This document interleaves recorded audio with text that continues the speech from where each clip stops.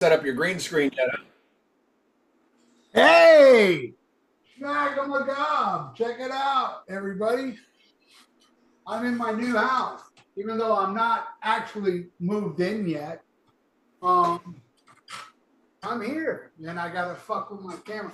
My fucking webcam's upside down, so I have to put tape on here for it to fucking behave.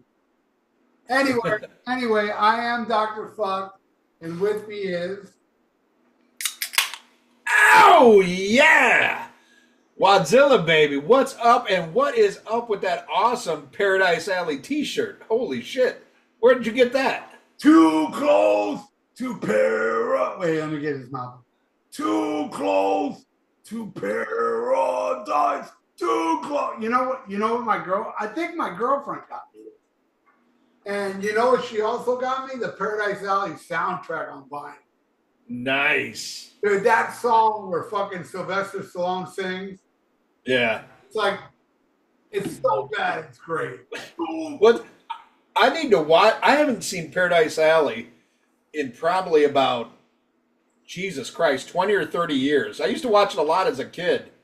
Uh, what's the song the retarded brother used to sing? Oh yeah. Oh fuck. I can't remember it Was now. it Farah Jaka? Yeah, that was it. Yeah. My dad always used to do that part, man. Crack me up. My dad was a huge fan of that.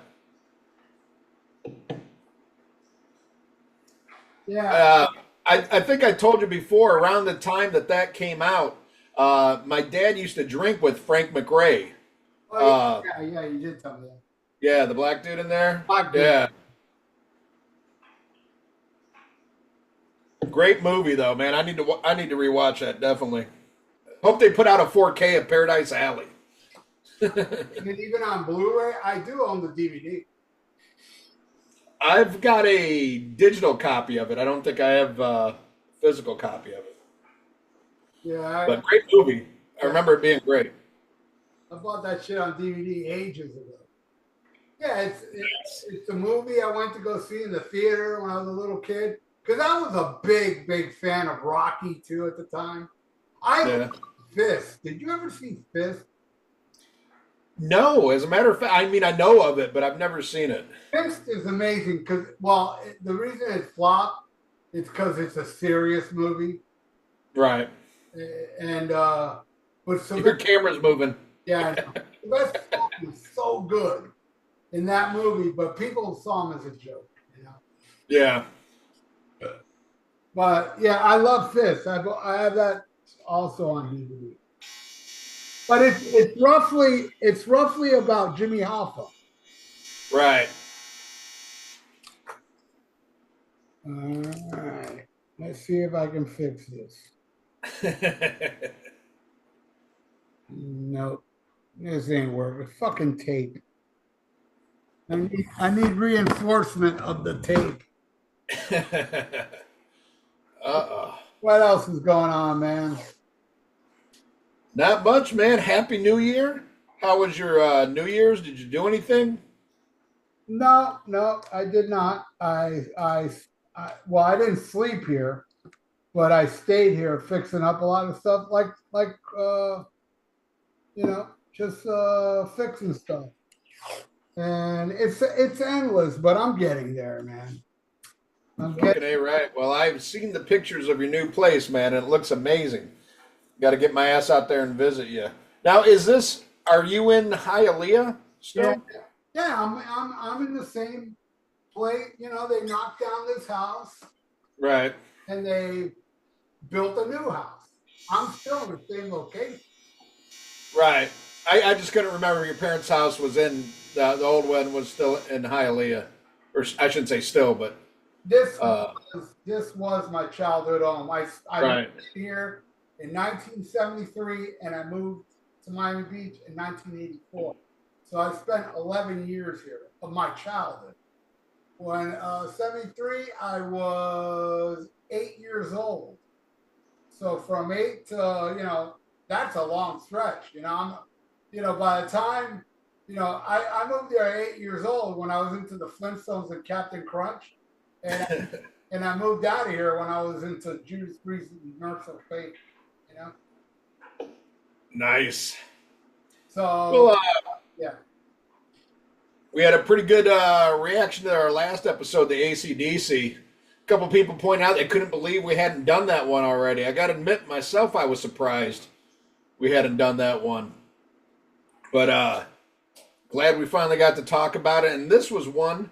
I just, I threw it at you. I was like, let's do something fucking different. This shit ain't gonna get Kiss numbers, but fuck it. Let's. What made you pick this? I never thought you were a Michael Schenker fan. Well, I'm not. I mean, I don't hate him, but I'm not like a huge fan. But I was just like, let's do something fucking different.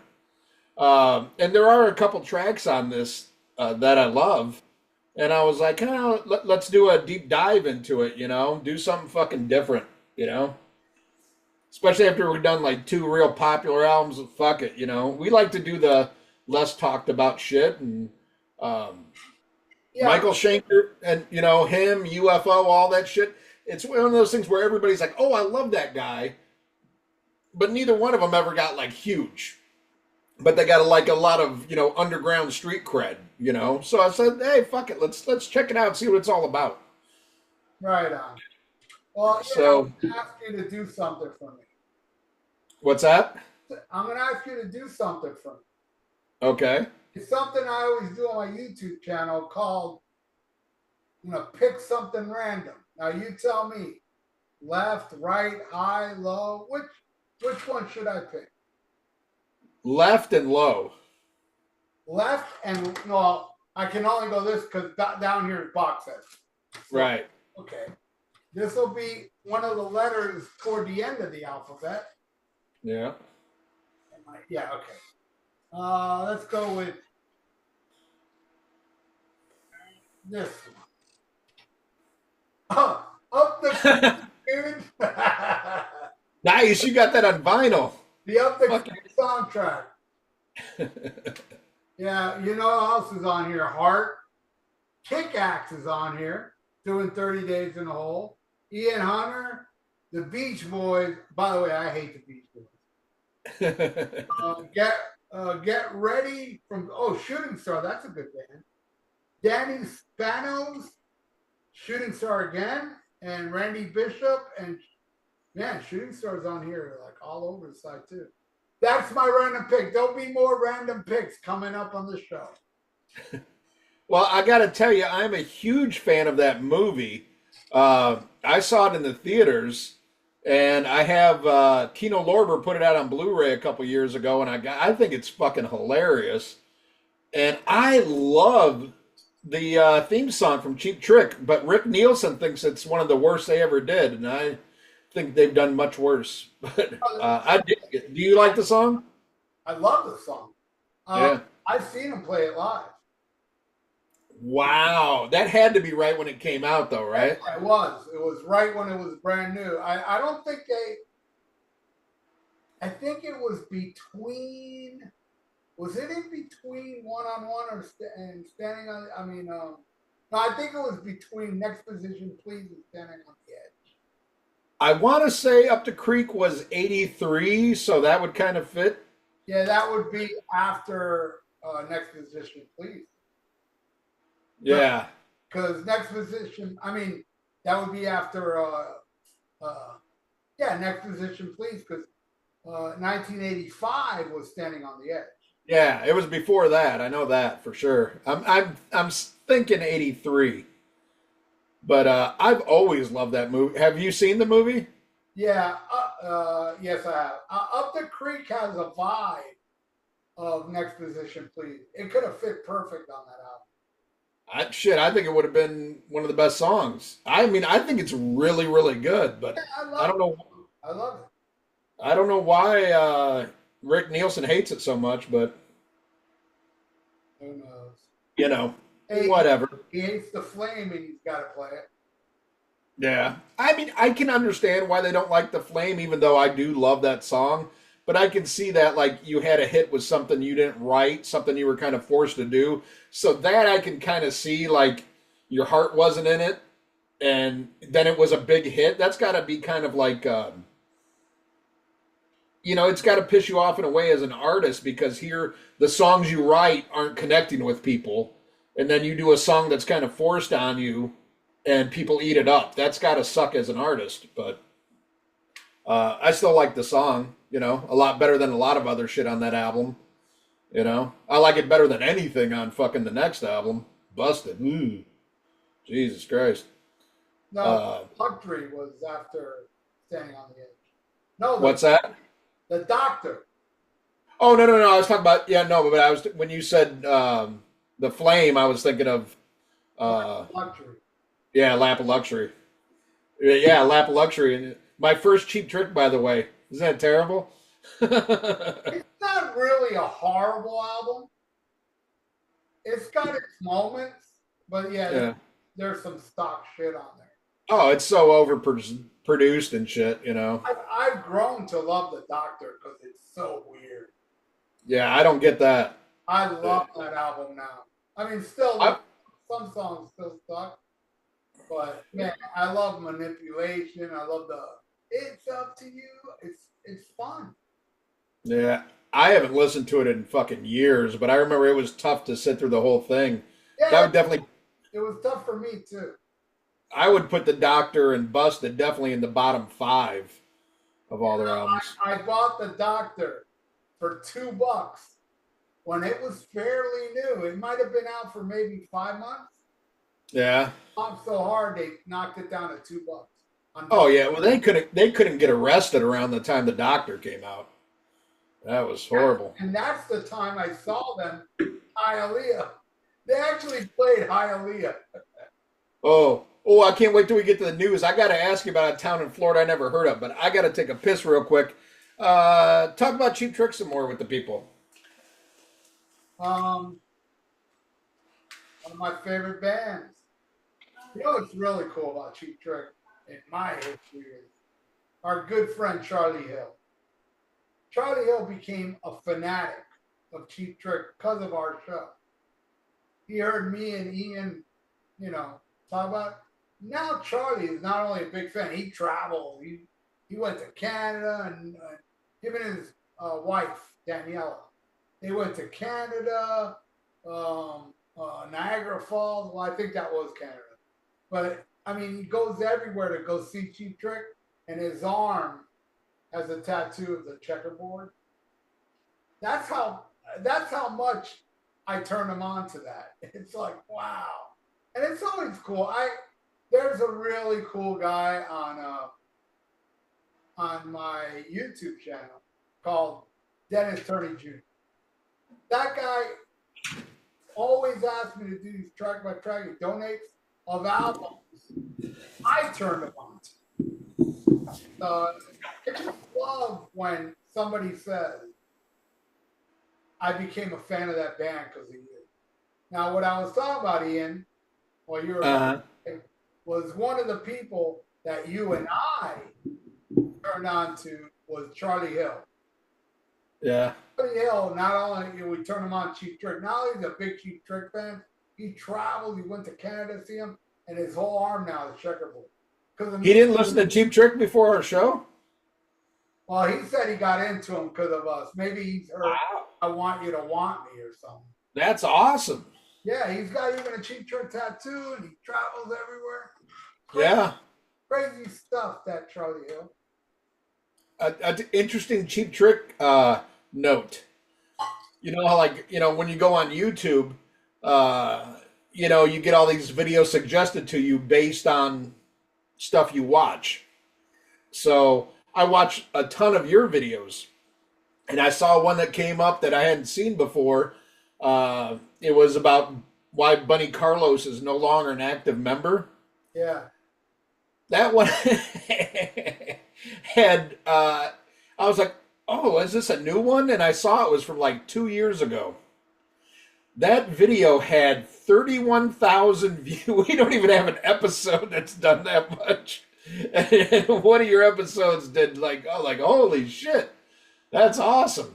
I didn't even know it did that much, but now that you mention it, YouTube has a section where you see the comments, Yeah. Comments are from all the videos, all the so there could be a video that's 10 years old. If somebody comments on it, I'm gonna see it. Right. Notice, yeah, that cheap trick episode, I keep seeing comments for it, every other day, maybe once or twice a week. That now that you bring up it's got that many views, it kind of makes sense because I'm still getting comments on it. Yeah. There's only one video I have on my YouTube channel where I turned off the comments. But I couldn't delete the video because I think it's one of my most successful was Jakey Lee calls Mick Mars a racist. Oh yes, I did see that one. That, dude, it's like in the hundreds of thousands, right? But I have to turn off the comments because, man, there's so many. It's a combination of two things: stupid ass racists, and then stupid ass Karens. The two opposite, But I got so fed up because that's all that would. The only people that would fucking comment are racists and Karens. Nobody else. I'm like, fuck it. I turned it off, and then some of those racists and Karens went on my other videos calling me a pussy because I turned off the comments. You can't win, man. I don't care what they think. They can call. I am what I eat. I'm a pussy. All right. But that's great. That's great that video's got that many views. We never had episodes like 100,000 or something like that. Never. What's that? Our episodes? We've never had episodes that were over 100,000. No. It's so weird though to try to judge how our episodes do. It was much easier before we started doing what we're doing now because now our audience is split. Since we started doing the YouTube videos as well as the audio numbers have gone way down. I mean, they're still respectable, but you got people, I don't know why, but some people like to look at us. So it's kind of like what we used to get for a regular episode now is split, but it's leaning more towards people checking out YouTube. And I get that, like I talked about before when we first started, I said, hey, let's do it on YouTube. And you're like, no, fuck that shit. We're a real podcast. We're going to be audio. Well, you remember back then, YouTube wasn't what it is today. No. It was popular, but it wasn't. Back then, podcasts got more views than YouTube. Yeah. So now our numbers are split. I would have to check. But see, I don't even know how it works. I don't even know if our Podbean numbers are representative of how everybody, does that just count people who listen through Podbean? Or does that count people who listen through Spotify or only iTunes? Yeah. I think it's only Podbean. So who knows what our true numbers are? Because the only thing I can see is YouTube views and Podbean numbers. I have no idea. But Ian, I know this is not like a conventional cool thing to say, but I really do feel this way. I feel like everybody that likes us and watches us every fucking episode are fans. The Mark Dailies and the Jackson Rowdys and the Mark Alden Taylors. All these people that listen to us all the time. Fuck new people. Fuck new fans. Christopher Ellison. That's another one. Yeah. Great guy. That dude Nitro. Remember Nitro? Yeah. I mean, all these people are still active on our and I'm sure they all listen. And then every time we put up an episode, all the comments we get. Yeah. A shitload of comments we get. I'm talking about YouTube and Facebook. Combine them both. Man, there's a lot of people. Even if our numbers aren't high, those people that do listen to it, what is a bad episode? Like 500-600 people? Is that like a low number? 500. Well, I don't think we ever do that low, There you go. I mean, 500-600 people to me is extremely respectable. And we better than that. It's like I don't care. I really don't care because the numbers to me don't mean nothing. What means to me and something is the feedback. Oh yeah. Feedback means more than all the numbers in the world. And I love feedback. I tell you what though, what I miss though is we don't get as much negative shit. I love when we get negative comments. That shit cracks me up. yeah, well now people know that they can get banned for life. You know, But I'm telling you, people that are rude. I mean, yeah, you know, there's not. You can be, you know, constructive criticism, but when you're downright rude, which we've had yeah. a lot of in the past, Oh yeah. especially our original co-host. He might have been the most vile out of all of them. But my point is that there's just hatred. I mean, this bizarre hatred that I don't know, man. I think it's because when I get it, you just I've done it on the podcast YouTube page, our page. I've seen comments where it's like, "You're gone," you know, and then I've seen comments that were not rude, but from somebody I don't want to be associated with. You're gone, you know? You are from the past and you were like a really bad person back then. That you're gone. We stopped talking about you. You keep coming back after the million times you say, I'm not going to listen to them anymore. Dude, you're gone. No offense. I don't hate you, but you're gone. Just, you know, he sent me a long apology on Facebook. I didn't reply. I just blocked him on Facebook. That's all I said. Because you're gone. I don't want to deal with you because you know he's going to turn again like he always has. Yeah. Anyway, let's get off that subject because that's a subject I really don't want to talk about anymore. Well, I will tell you, we're going to have to get into it at the end of the episode, so make sure you stick around. But let's put it this way. I had to have 2 fans of the week this week because of some threatening shit that I got over our last episode. I got some pretty vile shit. Let's say Man of War fans aren't too happy with me. Yeah, well, yeah, but you got to understand that true metal people are very sensitive to false metal posers. Oh yeah, we'll get into it. We'll get into it after the review of this album. All right, but before that, what do you say? News time. What do you say I get on the right side up? Yeah, there you go. That one right there. That one. Yep, that one right there. Trying to get it out. That's what she said. All right. Oh, I picked more than one. Oh, okay. Yeah, you did. Magical Mystery Tour. Yeah.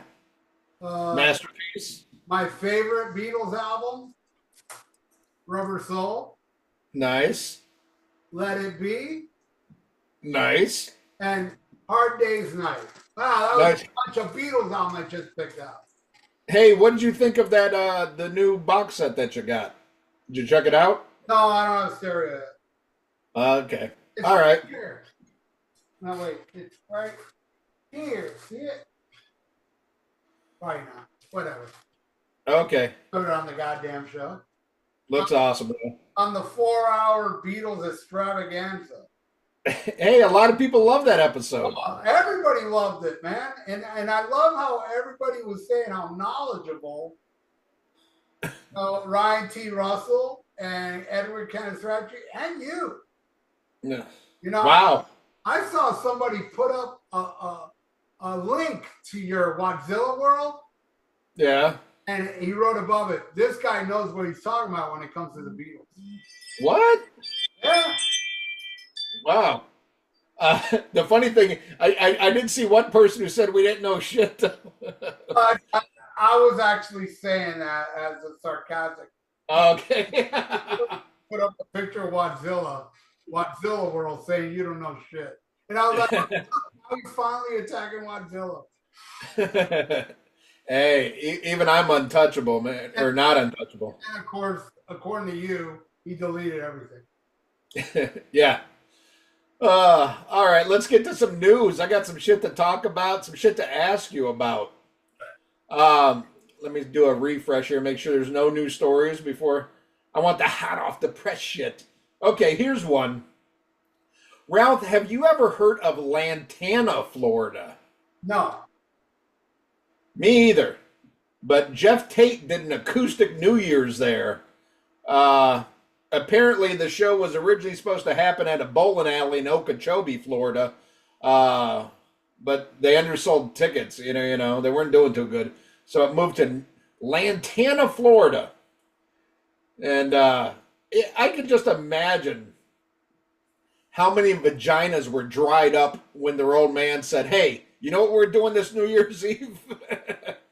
We're going to go see an acoustic Jeff Tate concert." Like, oh, fuck. Man, I'll tell you what, I didn't do anything for New Year's Eve, and I think I did something more exciting than going to see an acoustic Jeff Tate performance. And the last thing I want to do on New Year's Eve is actually go out. There's a band. Man, I don't know the band. I'm not aware of them. But the drummer of the band was this very strong dude. You could tell the guy was like had a six-pack, Yeah. He got killed with his fiance and two friends by a drunk driver on New Year's Eve. That's why I don't like going out on New Year's Eve. Oh. This was a healthy fucker, Dude, I haven't gone out on New Year's Eve since I was in my mid-20s. And even when I did it then, I would go to like house parties where you're staying the night and shit, and I think the last time I went out on New Year's Eve was Y2K. Tripping my balls off. But it was at a party, we were staying there and shit. But I actually went out on New Year's Eve like around noon to go get some shit because we were going to go see the grandkids. We did like a fake New Year's Eve for the grandkids where we show them a video and it's a fake countdown so kids can have fun and shit. But I went out around noon and there was a drunk driver just like swerving in and out like, what the fuck? And it was like a madhouse. I'm like, God damn, get me off the fucking streets. It's amateur night, And it sucks because it should be a fun party and people, I don't begrudge anybody who goes out and has fun, but be responsible, And then, oh my God, all the people who hit me up on social media who didn't realize that I moved from New Orleans, to the Seattle area. And they're like, oh my God, are you okay? Because you heard about what happened in New Orleans on New Year's Eve, right? Well, yeah, was it a car ran people over or something? Yeah, dude in a truck and had ISIS flags and all this shit. And he was a U.S. veteran. Drove through, killed like, I think now the death toll's at like 15. Damn. And like 30 people were put, and I was freaking out, being here because I'm checking back home, with all my friends in New Orleans. But I pretty much knew like nobody who lives in New Orleans is going to be on the French Quarter on New Year's Eve. That's for tourists, and that's pretty much what it was. I don't think there was too many locals. It was all people like in town for the college football game the next day and people on vacation. People who live in New Orleans aren't on the fucking French Quarter on New Year's Eve. But yeah, terrible tragedy, Sucks. But there was one person, they did an interview with somebody who got hit by the guy but didn't die but was in the hospital. And he was pretty, positive about it because he said it could have been worse. I could have been at a Jeff Tate acoustic show. Oh. Yeah. So, at least he's kept his sense of humor. But he's a tourist then. Yeah. The thing is, he was looking to stay there from St. Louis. And he hates Sammy Hagar. Doesn't everybody? He wanted to move there. All right, next story. Mark accepts Mark Tornillo isn't thinking about retirement. Says, I don't see any reason to stop. And I'm saying I don't think there's any reason he can. Because you're probably not making too much money with Accept. Poor guy's probably got to keep touring. I saw he just did an episode with the Talk Louder podcast. That's the guy from We met him at Rockin' Pod, the dude from Dangerous Toys and his partner. Real nice guys, real good fucking podcast they got. Uh, you know, they get famous people because Dangerous Toys guys knows everybody. But it was a really cool interview, and I think Mark Tornillo is one of those. He still sounds good. I mean, and it's crazy to think he's almost 70, or I think he is 70. I still think he sounds good, even though I thought the new Accept album sucked. I thought vocally he sounded really good. You know. I hate to cut you off, Ian, but I did a terrible thing a few minutes ago on this podcast, and I want to rectify it now.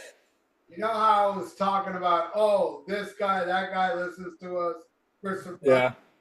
How can I forget Samuel Wetz? Oh yeah, that's an OG. I think he may be our biggest listener. Not only our biggest listener, but our biggest contributor on the Facebook page. Yeah. I mean, I know I'm really not active any much on the Facebook page. I drop in and out. I got Facebook burnout and I haven't got over it yet. But when I do check in, I mean, it's all posts from Samuel, you know, and Samuel still hits me up all the time and texts me. I mean, that's a good dude right there. Yeah. He had a real good post. Somebody wrote about our respective radio shows, and you know, and he listened to both of our radio shows religiously. I mean, this kid, I mean, I call him kid. He's an adult now, but that's how long he's been a fan of the show and listening to us, you know, for years, you know. So if nothing else, we got some loyal motherfuckers. I'll tell you that much. RMCP, Eric Jordan too. Yeah, that's another one. Fucking A, right? Eric Jordan and and I was telling my son was asking about him because he goes, oh, I like all the posts this guy makes on the page, because my son's he's a Facebook stalker, but he doesn't participate, but he knows everything that's going on. He goes, what about this RMCP guy and stuff?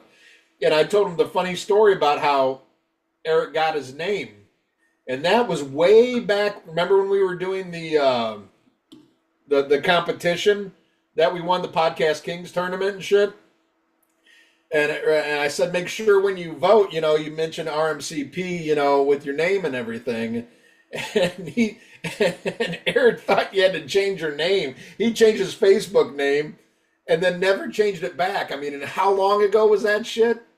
It's still RMCP, man. That's fucking awesome, you know? And look at these guys. Mark Galley goes by that name now on YouTube, actually. No, he changed it. Oh, he did? Yeah, we'll get into that shit when we get into Fan of the Week. Yeah. He wrote me a very disturbing letter. I pissed him off so bad one day. He blocked me and left the page. And Mark Daly? Yeah, no, he didn't block me. He unfriended me and left the podcast page. But I was being such a smartass to him, like laughing at him while he was complaining about some shit. Yeah. And then afterwards, I felt bad about it. I was like, Mark Daly's a good guy. And then, you know, when I felt that, I noticed, hey, wait, he unfriended me and left the group. I wrote him an apology. Dude, I'm sorry, man. Yeah, I was just goofing on me. Because I do like the guy, you know. Yeah. You know what? And I don't think there's been any other podcast that has such a weird relationship with it. Like, how many people have left and come back like, fuck you guys, I'm leaving, and then they come back and everything's fine and we laugh about it later. But we've got a wild, wacky fan base. That's for damn sure. And you know what it is, too? It's the internet. The internet, you can say on the internet and people can misinterpret it. Like, I say something just goofing around and somebody will take that serious. Yeah. And, you know, if you were just to talk to me and hear my hatred on Jane's addiction and shit like that, you wouldn't get mad at me because you'd understand. But when you see it in words type, it just sounds more venomous and pissed off. That's why, you know. Come on, dude. Talking about Ace Frehley shoving shit up his ass. Yeah. Vocally, it's much funnier and where it's not as mean spirited as people take it. Right. Well, like Mark Daly's a prime example because, like, in his hometown, pedophilia is not frowned upon as much. But you post that shit on Facebook and you get in trouble. Am I right? You know. So, you know, we got a weird fan base. And Wacky. it's also not frowned upon where he lives, judging by the way he is. Yeah. Incest. His mother and father were brother and sister. Yeah. Yeah. It's well known. It's Mark Daly has web toes. got those short eyes and tic tac teeth. He's got web toes, and each foot has just 2 toes with a big ass web in the middle. Mark Daly. Yeah, and again, in Mark's defense, that kid looked 5 to me. A lot of makeup on that boy. Mark Daly and Mark Allen Taylor, 2 of the people I know with their name Mark. Yeah.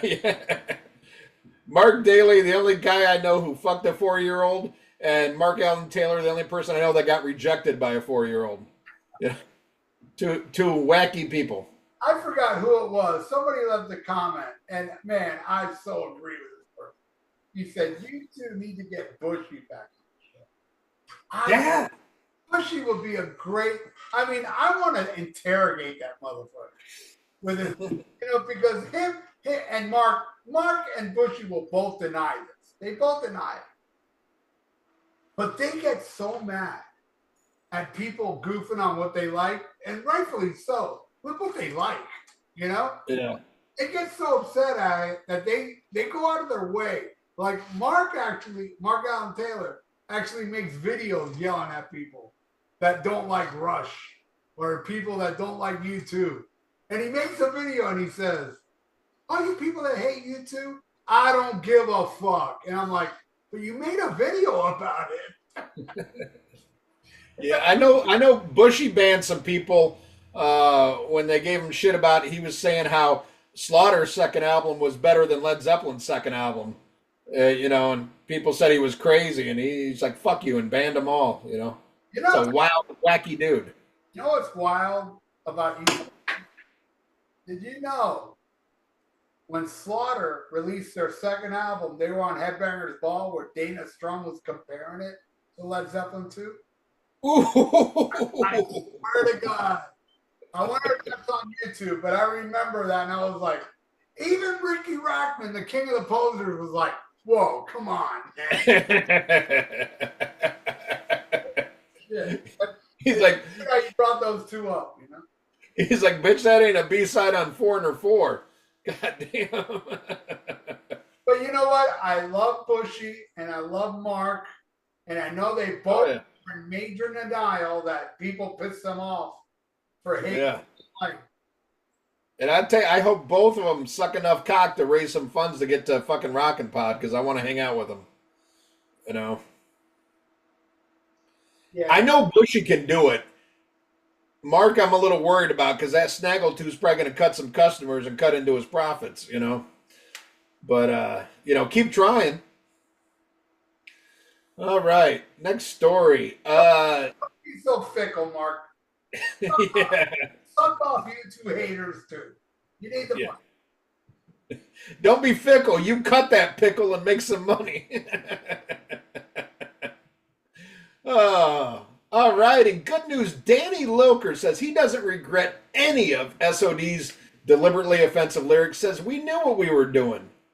Fucking A right.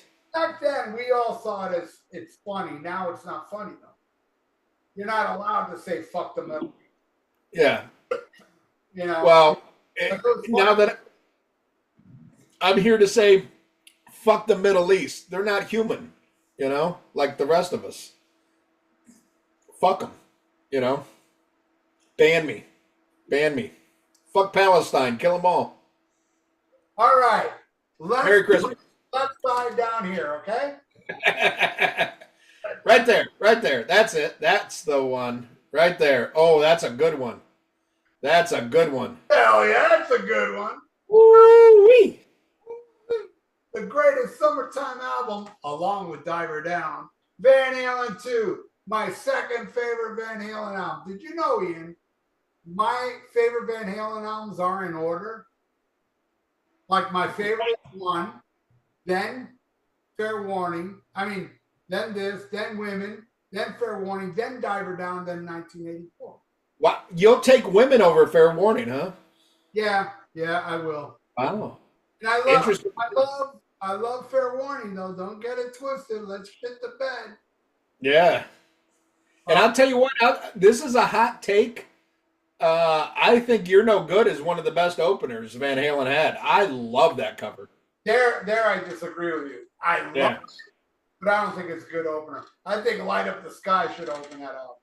Oh, I think it's perfect as is from the last Van Halen album. Let's see, but yeah, I agree with Danny Loker, man. Fuck all this sensitivity shit, man. Let's fucking have some fun. And what happened to comedy? Comedy is supposed to push boundaries and, offend some people. And, fuck it. It's funny shit, man. And it's good metal. Most importantly, it's good fucking metal. Better than Anthrax. Pretty goddamn good. Love it. All right. I don't know if you saw this, but the Osborne Media House shut down after just a few months. What is that? That was some there's this new shitty Osborne's podcast and all these spinoffs, and Ozzy was doing another podcast with Billy Morrison, who he did that cocaine song you liked or crack song you liked. But yeah, it kind of shut down. You know why? Because nobody gives a shit. They had worse ratings than us. Because nobody gives a shit anymore. Osborne's was a horrible show. Fucking despicable family too. Yeah. I think this. I don't understand how Kelly Osbourne is even allowed to talk.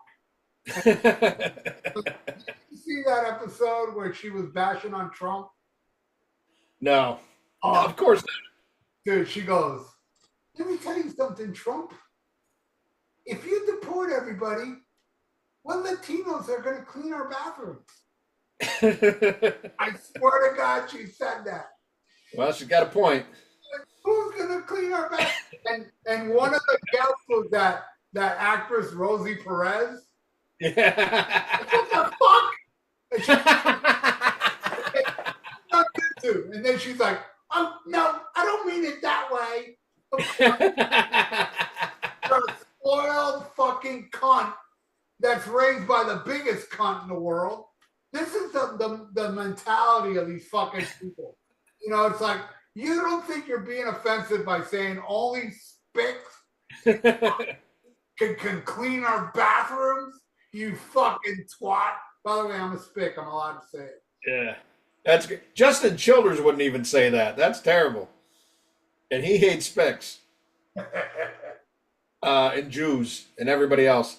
No, I'd rather watch the fucking Manson family fuck the Partridge family than the Osborne family. Fuck that shit. God damn it. Ozzy hasn't done shit since the 80s. Yeah, fuck. I got a pit.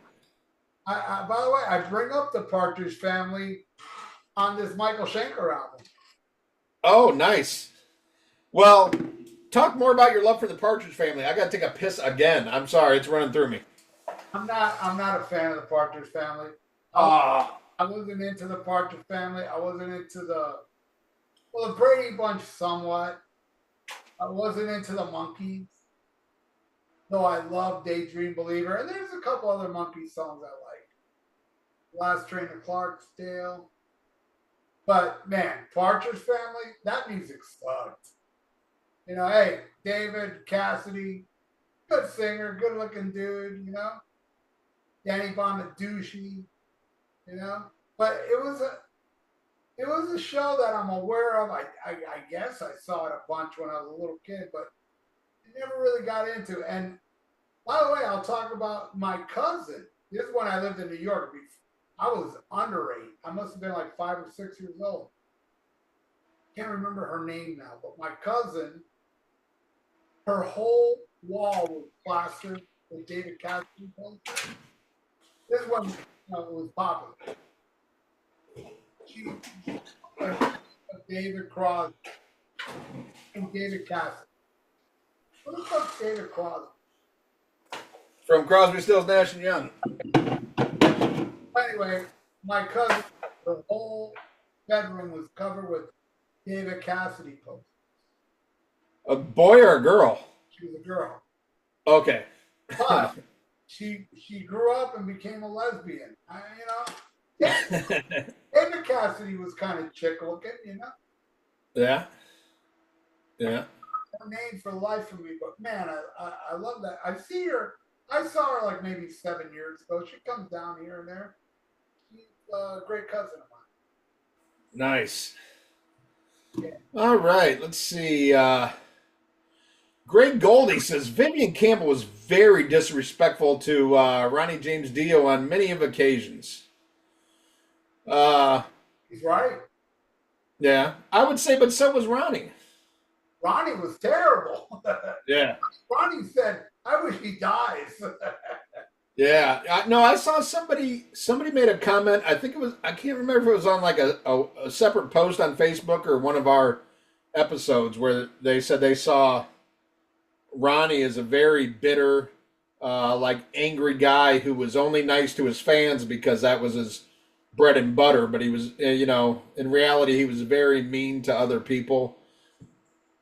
I got to tell you, man, the last time I saw Dio, the Dio band, Yeah.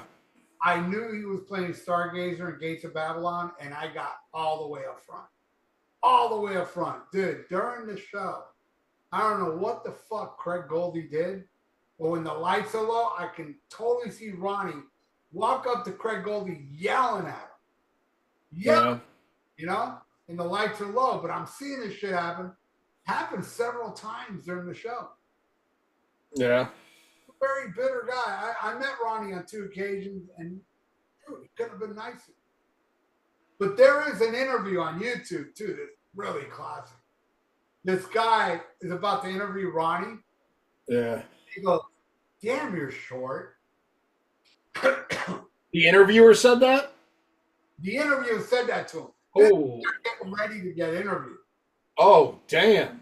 Ronnie goes, "Hey, man, close the door. I'll kick your ass right now. I'll beat the living fuck out of you." And the guy's like, "Oh, I'm sorry. Ronnie didn't fuck around. Lenny told the story about Ronnie where he got in a bar fight and he got up on a chair and punched the guy in the face.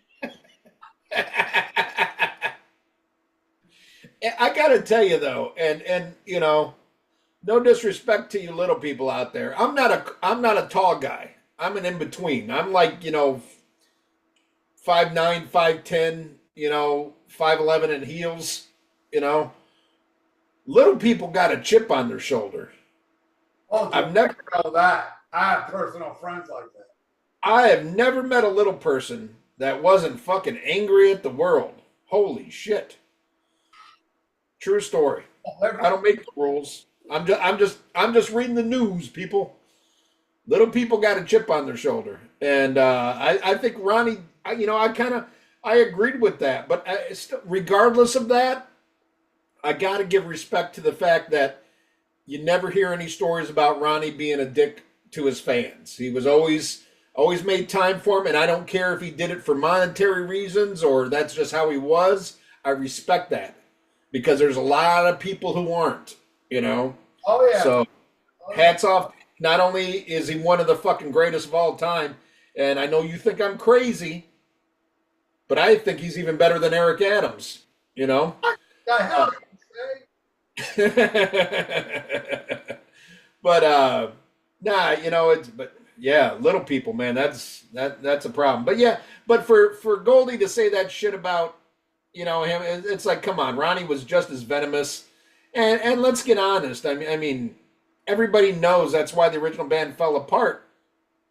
You got to break bread with motherfuckers, man. You gotta pay people equal money, or they're gonna fucking leave. Especially when they got they got other opportunities. And yeah, it's unfortunate that his like other big break was fucking, the back half of Horrible Death Leopard, but he got paid. They pay his ass. That when he joined Def Leppard, he went out of his way to bash on Dio. Yeah. And he was Yeah. like, I'm happy in this band. I'm not doing none of that shit anymore. That's how he said. Yeah. What does that mean? Yeah. But I mean that's this just sad state of the business. He probably made way more money as a sideman for Def Leppard than what Dio was making on his own. Of course. Of course. But he's an amazing guitar player. I love the first Last in Line album. Haven't really lived up to it since then. I think it has a lot to do with Jimmy Bain. Yeah. Jimmy Bain was dead. They didn't do no music. I think Jimmy Bain was a good songwriter for Last in Line. Hey, don't they now have Phil Sowson or? Yeah, we had him on our show. Phil, I was gonna say, how did that go? Was he a cool guy? Great, and I confirmed it. Karen Osborne kicked him in the knee in front of Randy Castillo's casket. Damn, that's fucking terrible. That was kind of like a rumor, and on that episode, it was confirmed that it did happen. And he explained, he was very diplomatic about it, and he was saying, I guess she doesn't like me because I quit the band. I wasn't fired. Like, he quit the Ozzy band, and that pissed her off. I didn't know that he quit. I thought he was let go. No, he wasn't. And I even said it, when he said that, I go, that makes sense because I never heard any story of you being kicked out of Ozzy. Yeah. And it just wasn't financial for him anymore. He wanted to move on, and he tried, to leave diplomatically, but he said, and he said it as nice as he could. Yeah, I guess she doesn't like me because of that. Yeah, makes sense. All right, let's see. What else do we have here? Nobody cares about this. Well, not interesting to you, but I know we do have some listeners who care. The three members of Jane's Addiction, minus Perry Farrell, are working on new music together. I would be very interested in that. But who are you going to get to sing it? Go ahead, get your drink. Yeah, I don't give a fuck about Jane's Addiction. I'm leaving during this news segment. There you go. It is over. So, for those of you who care, I am a huge Jane's Addiction fan. And I'm so happy about the three of them making music together. I'm a big fan of an album that just got released back onto streaming platforms for you fucking whatever the fuck you are that listen to Spotify and shit. But anyway, there's an album called Deconstruction that Eric Avery and Dave Navarro did when Jane's Addiction split up initially. And I dig it a lot, but it's different, man. It's weird, It's like there's some great music, but Eric Avery does the singing, and it's very like, I would say like Lou Reed, like monotone vocals and stuff. A lot of people might not like the vocals, but musically, I thought it was really good. But to see these guys get together and play, and nobody, like maybe Perry will get his shit together and it'll be a new Jane's. Who knows? But I'm glad they're sticking together because without Eric Avery, in my opinion, Jane's never did shit. But in Ralph's opinion, they never did shit to begin with. So you're still talking about this shitty band? Yeah, okay, next story. This is something that, wow, this changed real quick. It went from like, fuck these guys to wish you the best. Did you see Nevermore is getting back together? Yeah. Yeah, I saw this. So it's like the fucking the guitar player and the drummer? Yeah, Lucas and Van Williams. Right, but they didn't include the bass player.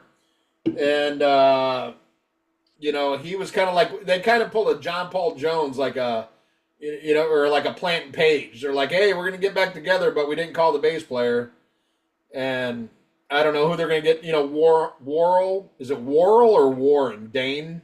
Oral thing. Yeah, he's dead. So he ain't gonna be there. But they didn't even contact the bass player. Like, yeah, nah, we're good. Um, I don't really know this. I think I've heard like one or two songs. I gotta say, uh, I thought it was, if I remember correctly. I mean, it's been years. I thought it was okay. I liked it better than Sanctuary. I mean, Sanctuary. We did the one Sanctuary album. I didn't like it all. I liked the first one that refused to deny or whatever the fuck it's called. Refuse to deny. Yeah, I thought that one was pretty good. I did not like that Into the Black one that we reviewed. But I think I heard a couple Nevermore songs, and I seem to like that one more than Sanctuary. Were you a big Nevermore fan? Oh yeah, I love Dead Heart and the Dead World is probably my favorite album, but I love that band. I know Yeah. it's not popular for me to say because Nevermore is way more popular than Sanctuary. More of a Sanctuary guy, but man, um, In Memory EP is amazing, amazing stuff. The first album didn't really impress me much. Politics Yeah. was good, but Dead Heart and a Dead World, man, that right there is the shit. And I, Well, the one thing I do remember about it was I really enjoyed the guitar work, Jeff Loomis's guitar work, and I know at one point he asked to join Megadeth or wanted to join Megadeth or some shit like that, and I think he would have been like, "Oh boy, you would have lucked out if you would have got this guy." If you gave him free reign, he's a pretty goddamn good guitar player. So I'll check it out. But I was kind of weird with Warl Dane's vocals. I remember I didn't mind him so much on Refuse to Be Denied, but I didn't really care for Into the Black. So I don't know. Maybe check it out. Give me a good goddamn guitar player. That's a good start for me. So I'll check it out. Are you interested in Nevermore without Warl yeah, Dane or? I'm willing to give it a chance. To me, it's weird without Worrell, but I'm willing to give it a chance. Now, the thing is that we just lost Sanctuary guitar player Sean. Can't remember his last name now. And but when they did In the Mirror Black during that tour, Sean left the band and they got in Jeff Loomis in Sanctuary. Then Worrell, Jim Shep. What happened was after In the Mirror Black, the record companies were like, "We want grunge. You're a Seattle band. We want grunge." So they broke up the band and they started Nevermore with their new guitar player Jeff Loomis, Jim Shepard, the bass player. Yeah. And I mean, Jim Shepard is one of the co-founders. So What was he like? I mean, because I don't remember. Was he like uh, a vital member? I mean, was his bass playing? Was he like to bass what Loomis was the guitar? oh yeah, he was amazing. He's an amazing. Oh, okay. But I kind of see it's financial, dude. You're gonna get Nevermore back together. Nevermore at their height was headlining the culture room, like clubs, big clubs. Right. That's Right. right. If they're gonna get back together, if Jim Shepard's involved, he's gonna have to have equal pay as Vic Yeah. and Jeff. So it's not that much of a lucrative, Right. So I'm sure that's the reason they didn't even ask him to join. Which is Yeah. I mean I love Jim Shepard. He's a very Yeah. No, to meet him on several occasions. And Worrell was like a drunk Ronnie James Dio. yeah. Always so polluted, but always extremely nice and like so happy to see you, but in a drunk. Yeah. I have a picture of me, my friend Don, and Caesar literally holding him up. And you can tell he's fucked up off his brain. He's like, Yeah. we're posing with him, holding him up. The guy was just too cool. When he died, I got very, very depressed, man, because he was very Yeah. guy too, man. Well, that's one thing I will say. I've never read anything bad about that guy. Anything I've ever seen posted, people just said, what a fun guy he was and shit, Never anything negative. So in today's world, it's pretty good. You know what I mean? If nobody has anything negative to say about you, he must have been a nice guy. He was awesome. Rest in Let's see. What else is going on here? Mark Starachi from Crocus says he's not too happy that Crocus doesn't want to do a new album. And I think that's a good attitude to have. I think, it's funny. We often bitch about when older bands do new albums that aren't that good, but I love seeing that spirit. Like, at least try to do a new one, because some bands succeed and, most of them don't. But I like seeing a band, being vital and don't do like fucking Guns N' Roses, sit there and milk some. I know I'm comparing apples and oranges as far as popularity and the draw, but to me, it's like Guns N' Roses is such a fucking sham now, such a fucking bullshit cash. I remember like his attitude when I'll never get this interview he did on MTV where he's like, "I just want Use Your Illusions to bury fucking Appetite. I want to bury it," and he was so like, "We're gonna do better," and of course he never did. But you know what? At least he was trying. And now he's too scared to try. Because he knows it's going to get the same reaction as fucking Chinese Democracy, if not worse. I think if they put out a new album now, it would do worse than Chinese Democracy. Every day puts out anything, it'll be worse than what they did before.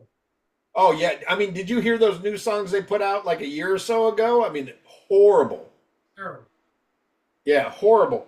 But I like seeing that out of Mark Starachi. It's like, is the world waiting for a new Crocus album? Is it going to compare to Headhunter? Probably not, but I like seeing that spirit. Like, hey, let's do something new. That kind of... I love Crocus, as you know. I'm a Crocus fan. I'm not a fan of their later albums. Yeah, I've got them and I haven't listened to them.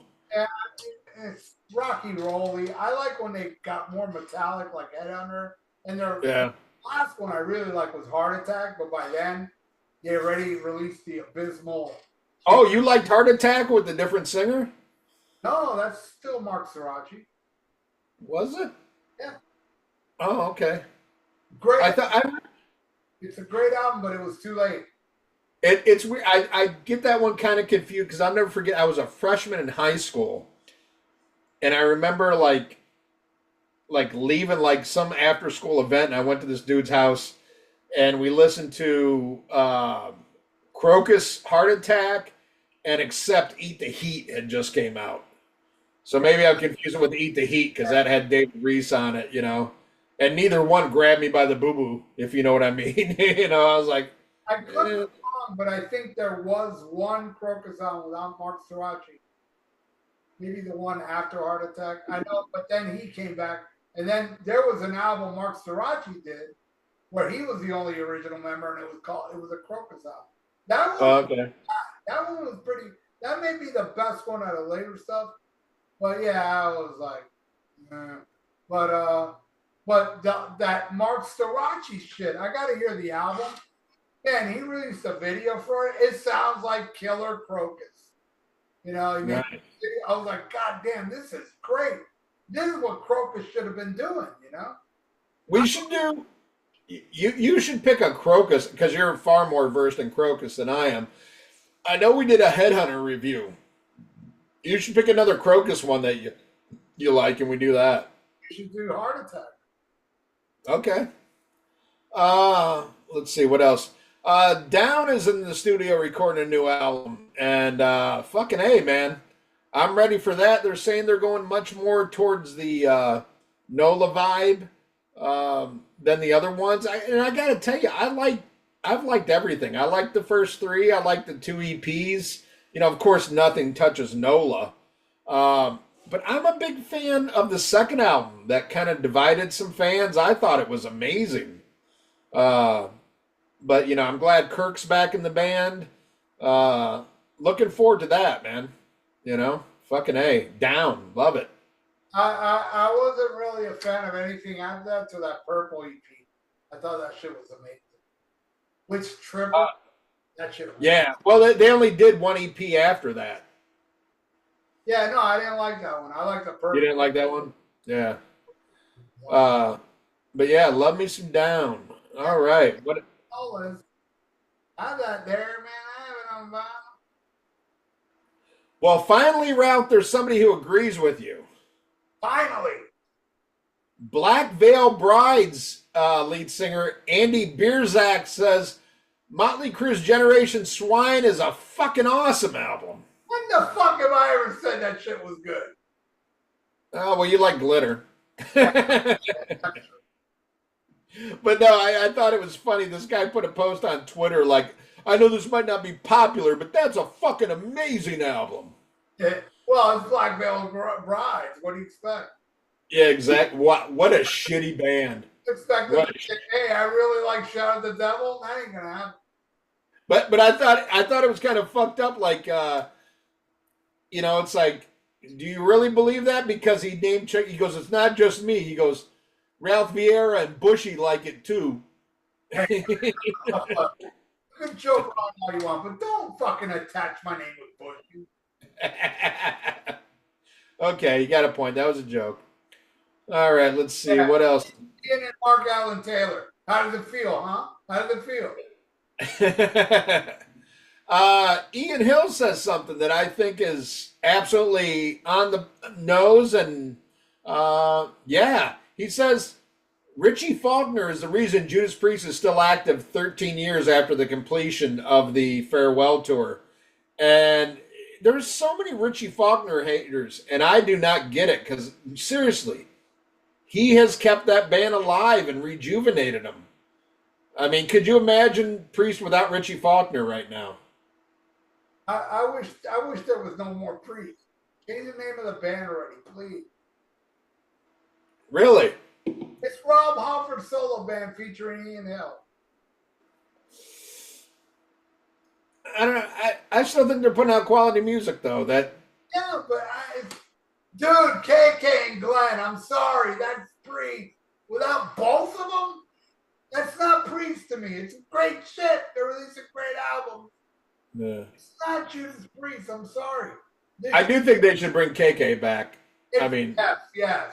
But it's the same. The Judas Priest is releasing music the same quality as Rob Halford's Resurrection. Amazing album. Kick-ass album. But it's Rob Halford's solo album. And that's what these albums feel to me. It doesn't have. Well, I mean, I'll say Judas Priest is putting out better albums than Iron Maiden. And they got more original members, No, yeah, Iron Maiden has how many original members? 2. They've had 2 original members forever. Well, but I mean members from classic fucking lineups, I don't know. I'd rather listen to Judas Priest, whatever you want to call it, than New Maiden. Yeah. I would rather listen to Judas Priest than Iron Maiden. It's just a shame I can't say I'd rather listen to Rob Halford's solo band featuring Ian Hill than Iron Maiden. But yeah, I like the scab Judas Priest more than real Iron Maiden. All right. Well, here's something I feel you should be part of.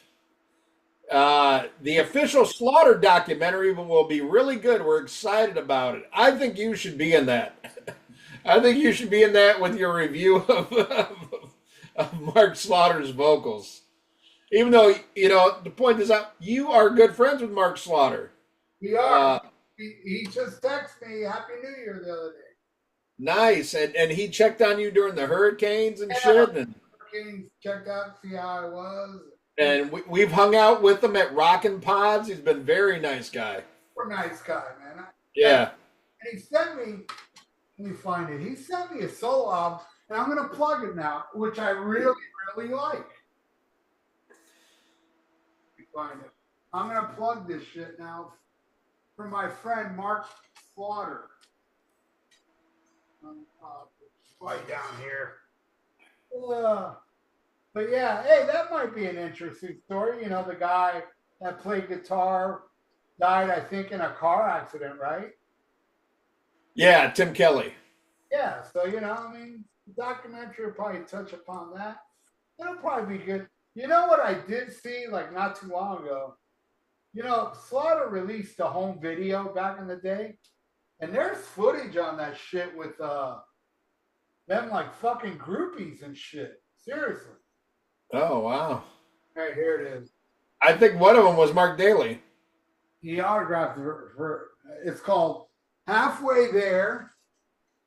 I thought this was a really exceptional album. He doesn't have that high voice anymore, really. And my favorite song on here is called Not Here. It reminds me of Paul McCartney and Wings.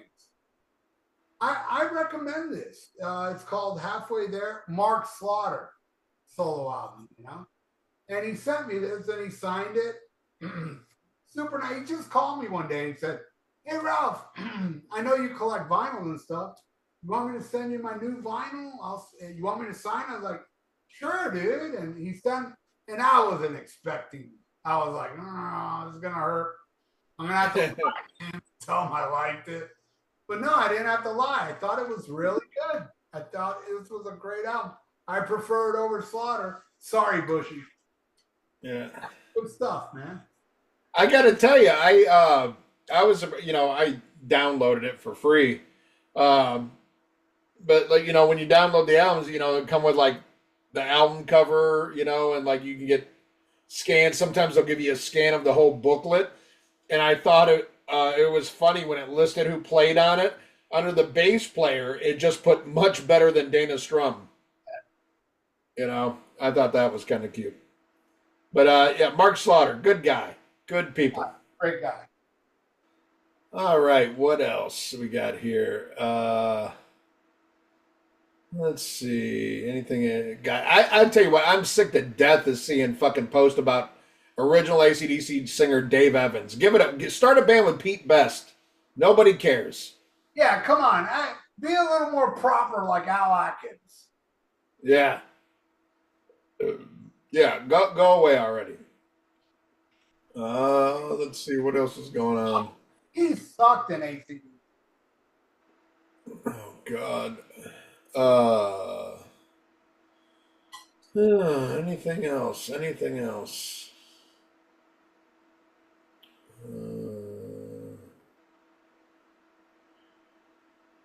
I'm looking, man. I'm trying to find shit here. Anything worth a shit.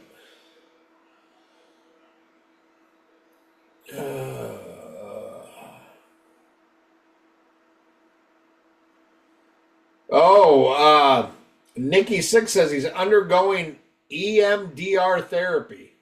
What is that? It's like an affliction of bass players. Makes you unable to play bass. Well, I hope he goes to a different psychiatrist than Mark Allen Taylor, because that psychiatrist is not working. Yeah. Mark Allen Taylor says it's all about the bass. Mark Allen Taylor is a well-known fact. It is a better bass player than Nicky. Yes. Let's see. Anything else? Not a lot of shit going on, man. It's like the end of the year. No good news stories. Nobody's doing anything. I'm going to get off the subject. I'm going to tell you something, Ian, that I've been feeling very much a lot lately. Okay, well, I'll tell you what. Make up another story. I got to pee. I don't know what the fuck happened. I think it's because it's cold out here. Because my studio's in the fucking garage. Everything's running through me. I got to piss again. Tell a funny Mark Slaughter story. I'll be right back, and then we can do a heart to heart. All right. Be right. Yeah, me and Mark Slaughter. I met him at a comedy club and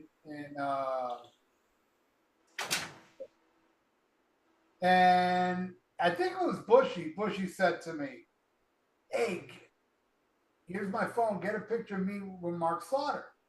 Now, like, all right. So we go over there, and I got the camera, and Mark Slaughter saw me, and he goes, "Dr. Fuck." And I was like, holy shit, you know me? And he watches my videos. And as you all know, I have anti Vinnie Vincent videos. But anyway, we got to talking at the comedy club, and we exchanged phone numbers. And a lot during the beginning, we would text each other funny shit about Vinnie Vincent. I mean, he was funny, man. Like, but then later, it kind of stopped when he was like, you know what? I feel bad for him. Like Mark Slaughter, like told me, I feel bad for Vinnie Vincent. After that, we stopped goofing on him. But I mean, we both stopped goofing on him. I continued on my channel. I didn't stop. Hey. All right, so I'm going to tell you, Ian, I've been feeling like this for a few months. Yeah. I have lost, and maybe I'll get it back, but I have lost the passion of going to concerts. Yeah, we've talked about that in the last couple episodes. We've hit upon it, and we're kind of on the same vibe. I think it's even worse for you, though, because, being retired, you have more of an opportunity to go to these. Like, I lose out on a lot because, of my job, the hours I work, the vacation time that I have. Like, for me to go to a concert during a week requires 2 days off for me now. So that's a lot when I'm at a newer job where I don't have as many vacation hours. But I think it's even sadder for you because, like, you can come and go as you will when the shows come. But I kind of get that it's not the same, It's not. I'm paying 5 times more to see a band Yeah. I saw back in the day that were much better with original members. Yeah. Is Styx. And honestly, it's like I never miss Styx. I love Styx, right? Yeah. They're coming with Loverboy, who I've never seen Loverboy. That's more intriguing to me than Styx. To go see Loverboy, because I am not going to go see Styx and walk out going, that was a great show. That was one of my favorite Styx shows. Bitch, I saw the Paradise Theater Tour. I saw the Return to Paradise. Every time I've seen Styx without Dennis DeYoung, it was never as good. It just wasn't good. Now, Well, dude, seeing Styx without Dennis DeYoung is like seeing Right Said Fred without the bald guy. They're both bald. Yeah, but it would have been a shitty show. If a guy came out with hair, it wouldn't be the same. Wouldn't be too sexy. I enjoy Dennis DeYoung shows more than Styx shows. Ooh. Well, Dennis DeYoung, he got these two young guys out there. One of them sings JY songs. The other one sings Tommy Chua songs. And then he does his own. And Dennis DeYoung sings as good as he does now than he did in the 70s. Guy's just phenomenal. Right, but like the other guys who fill in for, Tommy Shaw and JY, don't they, like, if they're not singing, they're like ice skating, like ice capades and shit on stage? Sort of. It's something gay like that. Sort It's something gay. The scab Dennis DeYoung is on a keyboard. Yeah. I think the rest of the band is filled out from bears from Showbiz Pizza. It's terrible. I'm not going to see Styx. I think it's next week they're coming. I'm not going. But I did see I saw Loverboy and Night Ranger open up for Rick Springfield. I've never seen Rick Springfield. I've never seen Loverboy. But I've seen Night Ranger. I saw Night Ranger open for Black Sabbath on the Born Again tour. Oh, wow. Is that crazy? That was their second album. Sister Christian wasn't a hit yet. Yeah. So, they were pushing You Can Still Rock in America. But yeah, they were really good that night. That was the first time I saw Night Ranger. Yeah. I thought they were fucking great, When I saw them, they were really good. Loverboy wasn't bad. They came out and played like 5 songs. So it was like they were like the bottom of the barrel. So it was all hits. But I thought they sounded good. Night Ranger came out. I was really impressed. Rick Springfield was sick, and he kept making apologies about being sick. He sounded like shit. We left after like 3 songs. But goddamn, it's driving me nuts now because there was something. I thought about it a couple weeks ago. Some tour that was probably around the same time as Night Ranger and Borneo. There was something I was like, God, I gotta ask Ralph if he saw this fucking tour, at the Sportatorium. I can't fucking remember what it was, but Sportatorium, you bet your ass I was there. The only time I went to the Sportatorium and didn't see the show was the Firm. yeah, I went to the firm sucked. I went to the Firm because I'd never seen Jimmy Page, and it was so Yeah, couldn't get in. But I was there. it's funny. I think I have a bootleg, and I've never listened to it. I got a bootleg of the firm from Is it Fort Lauderdale or Daytona on the first tour? Yeah, But it's I don't know if that came down here. It was probably North Florida. yeah, but no, I kind of get where you are with. I mean, you bring up a great point. It's the cost of shows now. It's the quality of the shows, and in my opinion, subpar set lists that just cater to greatest hits. And the vibe, dude, it's so sterile now. It's so Yeah. sterile. I loved walking into shows where all I saw was pot smoke everywhere. I miss Yeah. We talked about this on the last episode, and I couldn't agree more. There was a danger, and there was all this shit, and now it's like the kind of place where you'll get thrown out for smoking a cigarette, and it's just like, what the fuck, man? Where is that's why kids don't give a fuck about rock and roll anymore. It's not dangerous. No, it ain't. It used to be dangerous. Rap is more dangerous now. Yeah. And that's why it's more popular. And I think, like, you were telling me about some shows you went to. I used to work with a guy in Florida, and he used to go to a lot of the same shows you saw, like how they would do the things at like the Orange Bowl and all this shit, where it was like an all-day rock and roll event. And he would tell me the story about he was at the show that they show on the back cover of Diver Down. That's when they opened up for the Stones at the Orange Bowl. Tangerine Bowl. Or Tangerine Bowl. I wish that was the Orange Bowl because I would have been there. Tangerine, Orlando. Yeah, that's where it was at. I couldn't go to the show, but yeah, that infamous back picture is from that show. But man, he used to tell me about this guy because he'd go to all these like World Series of rock and roll, kind of shit they used to do back then. And he said there was this guy that used to go there called the Cocaine Cowboy.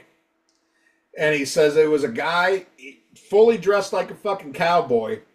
And he always had 2 hot chicks by his side. And he had an a Frisbee turned upside down that was filled with Coke. And you would see this guy like in all the big shows, in Central Florida and shit like that, and shows in Tampa and stuff. Nobody would fuck with this guy. Nobody's hitting him. It was before moshing, so nobody's hitting him. But this guy would just walk around, hand out fucking Coke, and it was just the party vibe and all this shit. And now it's all about fucking metal detectors and all this shit and fuck, I went to see a show with my son, and it's like, I didn't know if I could bring in my goddamn vape. It's like, what the fuck is going on? All this security, all this bullshit. It's just a different generation, man. It makes me feel like how my dad was. I talked about the Iggy Pop show when people started fucking moshing, and he just started punching motherfuckers. It's like, our time has passed. It's not dangerous. It's sterile. It's bullshit. It sucks. It sucks, and seriously, I know, like, I'm gonna be long dead by this time. But all these young kids that are going to see these bands, which I applaud them, they still like kids into rock. They're gonna get to an age one day that they're gonna look back at all these shows they saw and realize I didn't see the real deal. Yeah. I didn't see the real deal. And I mean, maybe Cheap Trick and Blood's Occult may be the only two veteran bands that play really good still. Yeah. Everyone else is. Yeah, but even BOC, man, I went and saw him about a year ago now, and man, hearing Eric Bloom's vocals, like, you know, Right. some weak shit. I still love him though. I'd still go see him. Where are you going? I see your tag. Grabbing my phone. Ah, but no, I get you, man, and it sucks, dude. It makes me feel old, but you know, it's like when my son went and saw Metallica. And I kind of wanted to go because I wanted to see like this new Pantera 10.0. I hate to cut you off. Dude, check it out online if it's true. Steven Seagal died? Oh, it's about time. Hold on, let me look. He's a piece of shit. Nah, I think I read it wrong. I hope it's not Katie Seagal. Steve Seagal. Yeah, he's a piece of shit. No way he would die young. Yeah. Yeah, never mind. Go on. What were we talking about? Okay. Fuck, I don't know. I'm drinking. Oh yeah, like so shows. So like my son wanted to go see Metallica, and the whole time, all I could think about was you, because I'm like, Ralph saw the only Metallica show I'd care about right now. You saw Kill 'Em All and Ride the Lightning. I don't want to sit. I don't want to hear that Black Album bullshit. I don't want to hear that 72 Seasons crap. I don't want to hear fucking King Nothing. You know, fuck that. I'm not paying $1,000 for that shit. Or whatever these ridiculous prices are, or what you got to do to get up close. And it's all about, are you in the MasterCard fucking Prime members fucking special team bullshit? You and me are old school. We used to wait in line for fucking tickets. That's how you got tickets. That's how you prove your worth. You got in fucking line and waited for that shit. And the price for front row was the same price as Yep. The whole place was the same price. And now Metallica, not only, it's a downgrade because they ain't Kill 'Em All, Ride the Lightning, but on top of that, it's a fucking stadium. Well, not only that, but they go right back to their fucking bullshit. Did you see they're extending this tour to 2025. And now the band they're going out with is once again Limp Bizkit. You know what? I got to bring this up. Metallica never ever took thrash bands out with them, even back in the day, dude. No, you're right. You're right. They came was Metal Church. Yeah, well, I would say that and Suicidal, But I mean, look at. They took Suicidal out on a summer tour. That don't count. Well, and I think that was like in Europe too. But I mean, look at if you look. Mind Crime was yeah. Oh, that was Queensryche. Ain't a thrash band. Yeah, but I mean, if you look, they both had the same manager. Yeah, but that's what it was. I'm just saying they never took Exodus or anybody like that. Yeah. So fuck them. If they want my money, take out Merciful Fate, take out King Diamond. I'll be there. And then I'll probably leave the minute you start playing some Reload shit, I'm gone. I'll beat traffic. No, I get it, dude, and it sucks, dude, because it does. It makes me feel my age, But, yeah, it's like, fuck. And you got it even better than me, man. You got to see so much better shit than I did, because I really started going in the late 80s, early 90s. You got to see, like, the classic of all fucking tours. And I started in 1979 seeing shows. Yeah. See, my first show was like 84, Julio Iglesias. That don't true count. Story. That don't count. Yeah, I know. Okay, first metal show, 87, was Alice Cooper and Tesla. 87, you were like 35, 87, I was 22. Yeah, I was 13. But yeah, no, we're getting old, man. It is what it is. And like I'm going to see Uncle Acid in February. And I'm so excited. I got like second row seats.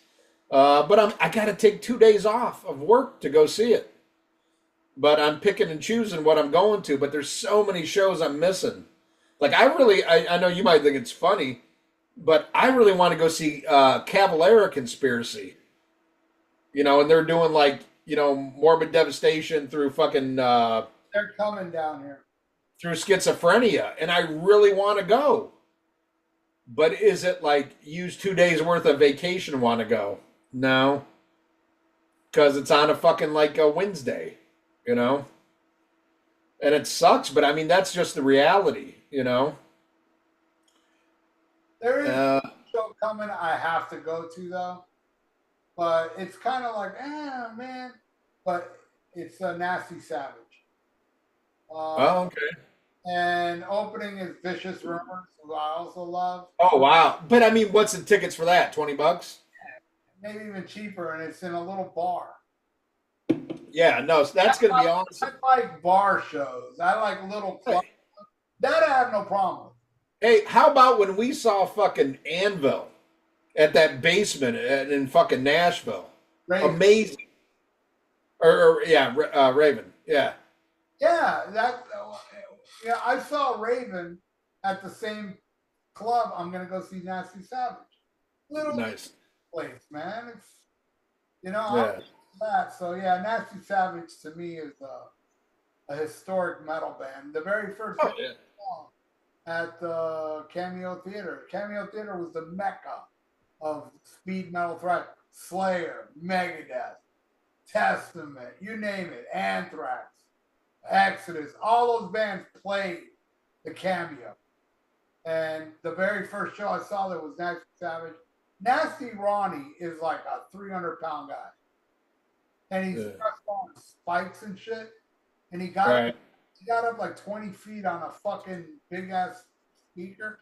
And he jumped right on top of us and he fucked us all up. You know what Nasty Ronnie does at every single show? He gets the TV and bashes his head with it, and blood pours down his head. He does it at every show. Wow. He's been doing it for 30 plus years. But see, now it's not the same because it's like the thin TVs and like anybody could do that. Yeah. Just to show you, times have changed. We grew up with big console TVs that were like a piece of furniture, Yeah. But yeah, I gotta go because just to show my respect for underground metal that, these are people that love the music. They're not in it for the money or the fame. Yeah, I'm sure initially they wanted to be. But then when it didn't work out, they still stuck to their guns. They still went out there. Yeah. Bands like Vicious Rumors and Nasty Savage and Raven, I gotta give it up to them because they've been doing it for decades. Yeah. And in Raven's case, well, even Nasty Savage last out was really good. But Raven, man, they've been releasing some fucking killer albums. But if you go see Raven, they're gonna leave it all on the stage, man. They're not going through the motions.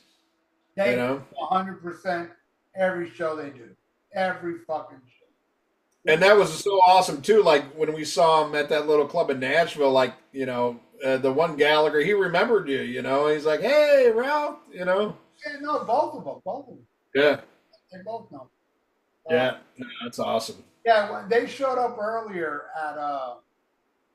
at the Rockin' Pod where we were at, and outside having a cig, and when they pulled in, Gallagher goes, "What'd you do in Colombia, Ralph?" Because that whole thing happened right before that happened.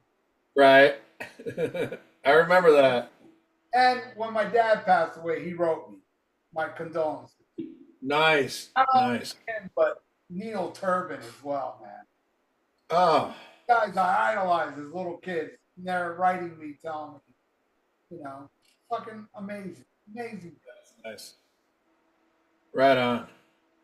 All right. Well, that's about it for the news. So let's get into the album. And again, I picked one that I thought, hey, fuck it, let's just do something fucking different.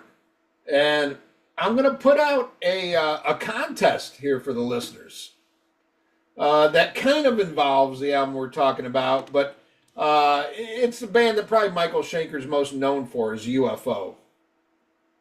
And UFO is one of those, like, everybody's like, oh, UFO, UFO, UFO, but nobody bought the records. But I've been hearing this shit since I remember being in 8th grade. And my first guitar teacher was like, oh, you want to listen to good guitar, man? Listen to fucking UFO, Strangers in the Night. I didn't get it then. I don't get it now. You know, I love Lights Out, the song. I love Lights Out. I love Doctor Doctor. Two great fucking songs. But other than that, I mean, songs I love to love. Shoot, Shoot, Rock Me, whatever. Dude, that is some Poison level shit to me. I mean, I just think it's atrocious. I'm not a big fan of Phil Mogg's vocals. But I'm not ready to give up yet. I still, like, what am I missing about this band? So I'm going to put a little contest up there for the listeners. Go on the Facebook page, and I'll be watching. Give me your top 10 UFO songs. But keep this in mind. Don't include Doctor Doctor or fucking Lights Out. I already love those songs. Also, don't include that fucking horrible Love to Love, Shoot, Shoot, Rock Me, Suck My Cock Me, whatever the fuck it is. Because I hate those fucking songs. Don't include the ones that... But come up with your, like, top 10, like, deep cuts. Like, these are the ones that are going to make me, like, okay, now I get UFO. And whose ever list that I enjoy the most, I will send you... via, what the fuck do we use to send all our shit to each other with? Dropbox. Via Dropbox, I will send you the 2020 UFO Strangers in the Night box set. It's 96 fucking songs. I think it's like 5 different concerts from the, I think the Obsession tour that ended up making up the Strangers in the Night live album. So it's got the original Strangers in the Night remastered, and like 4 or 5 other it's 8 hours fucking long. 96 songs. I will send that to you. If you give me a top 10 UFO list that can persuade me. But don't ask me. Love to Love is probably my number 3 favorite UFO. Oh my god. Did you hear the and I was thinking about it today and I couldn't remember if we talked about it on another episode. Did you hear the Axl Rose version? Loved it. I thought it was great. I checked it out because I was like, you know what? I'm like, new Guns N' Roses sucks, but I loved what he did with the AC/DC. Maybe Axl can change my mind on this. No, you can't polish that turd. Every time I hear those lyrics, my stomach turns and all I hear is a Lucky Charms commercial with the greening horseshoes, blue, this, oh my god. Fucking green and blue, love to horrible. Love you. Love to love. That is some Sammy Hagar shit if I've ever heard it. To be someone. Fucking. But anyway, so for the listeners out there and you want to participate, I will send that to you. All you got to do, I will announce the winner, and then you just got to send me your email, and I will send you this deluxe huge box set. And it's like the best quality MP3s you can get. It's iTunes ready. Everything's numbered and set, and dig it, dig it, Ralph. And I'm going to jump in on this. Also, for our listeners, write down your top 10 Jane's Addiction songs, and then shove them up your ass. I'll probably agree with it, and I'll jump up there with you. But no, seriously, it's like so many people I know love this band, and I just can't fucking get into it. But I'm willing to give it a chance. But yeah, so that Eddie Trunk loves them. Yeah, Yeah, that tells you all you need to know. They're Eddie Trunk's favorite band. Eddie Trunk sucks. So, King of the posers. hey, you're talking about Bushy there. Um, oh, I'm sorry. Bushy is queen of the posers. And Mark Daly's under there sucking his dick. Yeah, I can But see anyway. Bushy be the picture to Mark Daly. But yeah, Bushy is like a power top. Mark Daly's a power bottom. We need to get that fucker back on the show badly. We do. I mean, it's between him and TikTok, man, are the two wanted guests on our show. Oh, we tried with TikTok. We just can't get him back on social media, which I understand. Well, let's get Bushy. All right. But let's pick one of the. Let's pick some shitty album he likes. Oh, we'll have a blast with that. But Ralph, were you a UFO fan before a Michael Schenker fan, or did you go back? How did it happen? Stranger Than Night was my first exposure to UFO before Michael Schenker Group. Okay. And I loved it. I don't recall ever owning a studio UFO album before I owned this album. This was my very first Michael Schenker album. Okay. And to this day, I will still put Stranger Than Night above it, but I would put this album above all UFO studio albums and all MSG albums. I think this is the greatest album he's ever done. Studio. Interesting. And do you recall back in the day, like when he went solo, I saw that there was like a good when he put out the first Michael Schenker Group album, the one where he's on the fucking, electric chair and shit. Said it did well in the UK and the US as far as chart wise, but touring wise, were they an opening band? Did you ever see Michael Schenker Group, or were they a headliner? And Michael Schenker for me was a bucket list band that I never got to see. And then you want to talk about badly promoted? Ruben went to the show. If I would have known, I would have went. I love that guy. In the early 90s or the mid 90s, whenever it was, Michael Schenker played Summers on the Beach. Opening act, Black Crowes. Wow. Black Crowes weren't popular yet. And well, that had to be very early 90s. Yeah. It had to be early 90s. And you believe it? I didn't even know about. I would have totally went because Summers on the Beach. I seen everybody at that fucking place. Well, hold on now. I mean, shit, because Black Crowes. I mean, I saw them open up for Aerosmith on the Pump tour. I saw them open up for Robert Plant on the Manic Nirvana tour. So it might have been late 80s. Yeah, I'm thinking late 80s. Yeah, it might have been late 80s. All I know is that, I missed that.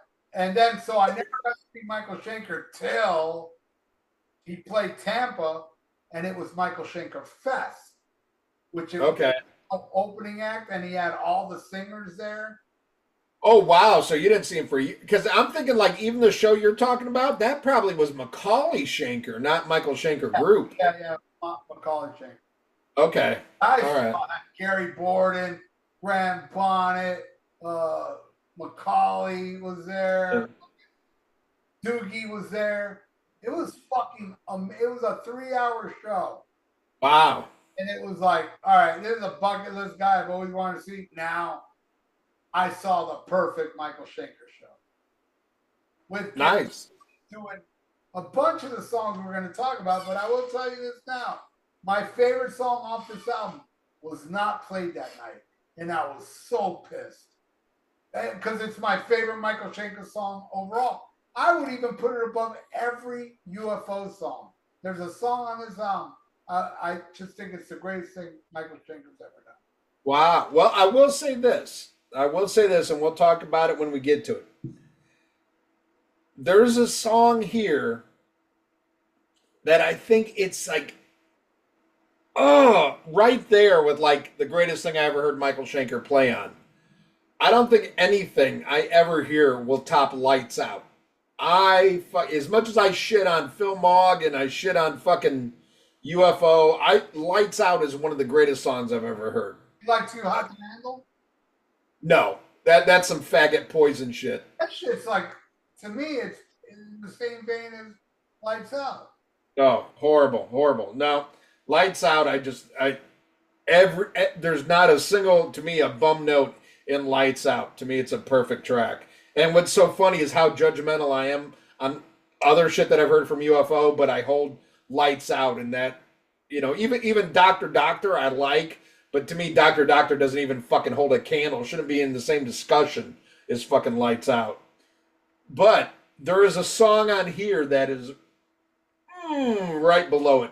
But knowing you and knowing our taste, it's probably not even the same song. Who knows? Maybe it is. But I gotta say, when it comes to my exposure with Michael Schenker and everything, like I said, my guitar teacher in 8th grade recommended I go out and get Strangers of the Night. Got it. Wasn't feeling it, man. Wasn't feeling it. To me, it wasn't Kiss. To me, Michael Schenker was no Ace Frehley. That shows you how warped my opinion was back at that time. Didn't land with me at all. But right around that same era, what I did like was the Michael Schenker Group, Give Me Your Love, off their first album, Perfect Timing. Very cock-rocky album. I hate that song, but there's a song on that album called Get Out. Fucker. Yeah. Well, there's a song I love on that even more called Don't Stop Me Now. I love that song. Yeah, that one's good. That one's good. Yeah, I really there's some like interesting changes in that song I think are really. I'm a huge Robin McAuley fan, but we'll get into that later. But I liked that album. I liked it. I didn't love it. I Give Me Your Love I thought was great because it fit in with all the other cock rock shit I was listening to at the time. I now know most Michael Schenker fans were horrified by that album. Like, what the fuck is this cock rock shit? You're Michael Schenker. It was different before that album. Rock is, what is the name of that album? The album before that was Rock Must Be Destroyed or whatever. I think it's called Rock Will Never Die.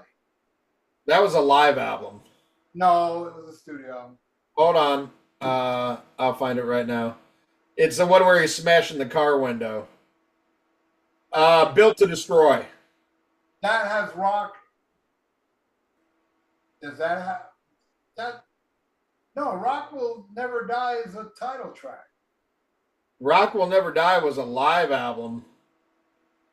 Okay, then I got it mixed up. All I know is I didn't like Built to Destroy. Yeah, that was the one where Gary Barden came back to the band after Graham Bonnet took over. So I bought the Perfect Timing album. I liked it. But then, like, when the next album came out, Save Yourself, had a hit song on it called Anytime, which I liked, but I never went out and bought. So I never, like, jumped on the Michael Schenker bandwagon, but he was always a guitar player that was talked about and held in, such high esteem. But I just didn't get it. But the older I got, more people talked about UFO, more people talked about Michael Schenker. So it's always been one of those I put on that back burner, like, I've got to check this band out. I've got to, there's something I'm missing. And when I really went back and checked it out was, I think it was in the early 2020s, late, 20-teens. I used to listen to Dee Snider's House of Hair a lot on the weekends. And he would play On and On. And I was like, God damn, I like this song. This is much better than UFO. This is pretty fucking cool. So it made me go and check out some more Michael Schenker. But I would listen to like a couple songs here and there. But there was an album that like really got me. But what was surprising was the album after this, Assault Attack, with a singer I famously can't stand, Graham Bonnet. But I love that album. It's like how you talk about how you hate Sammy Hagar, but you like the first Montrose. You're one of those guys. No, I don't. but I always say Sammy Hagar is the weak link. I think Right. I think the music on Mantras is awesome. I think the lyrics and the vocals are horrendous. Right. Well, I guess my thing with Assault Attack, I don't know. Graham Bonnet did not annoy me on that. Like he annoys the fuck out of me on Down to Earth. Like to where I can't even listen to that album. The same way with Alcatraz. Well, actually, to me, the music on Alcatraz sucks cock too. But on Assault Attack, and I got to think Justin Childers made me check out some song, I forget, something sand. What's that? Desert Song. Desert Song. And I was like, wow, and I listened to the whole album and I remember like, hey, this ain't too fucking bad. I like this shit. I can hear you, Ian. I'm going to take a piss. All right, go pee pee. My bathroom is right here. I can hear it. So yeah, fuck Graham Bonnet, but he didn't offend me on that album. So there you go. But again, I just picked this album out. I knew a couple tracks from it, but I was like, let's do a deep dive. Let me see what I really think. Let me go through it from beginning to end, and we'll see what I think about it. Do I love it? Do I hate it? Am I oblivious to it? What are we doing here? It's time for another background. What background are we going to go with here? Let's see. What do I got here? Here we'll do one. It's a blurry video photo. They didn't have a lot of photos to choose from for this band. I guess they weren't that big. This is, I guess that's the fucking bass player. Never fucking heard of him. That's Phil Raymond, who was in UFO. Actually, used to be in a good band called Savoy Brown. Michael Schenker, the very overrated Cozy Powell, and that's got to be Gary Barden right there. Burden, whatever the fuck his name is. But Paul Raymond, best thing this guy ever did, Savoy Brown. You heard it here right. It wasn't fucking UFO. It was a band called Savoy Brown. And then this fucking Nazi over here, Michael Schenker. Nazi because he's German. All Germans are Nazis. And I don't know, can you guys see this hand over my face? Look like the hamburger helper. Fucking hand, I'll move that shit. But, there we go. Oh, I got horrible gas. I had beans. I made some awesome beans today for the last Raiders game where we got our ass handed to us by the Chargers. Fucking hate football. Rail's coming. Did the Raiders win? No. Nope. Did your pillow smell like farts? Yeah. Well, the Raiders didn't win.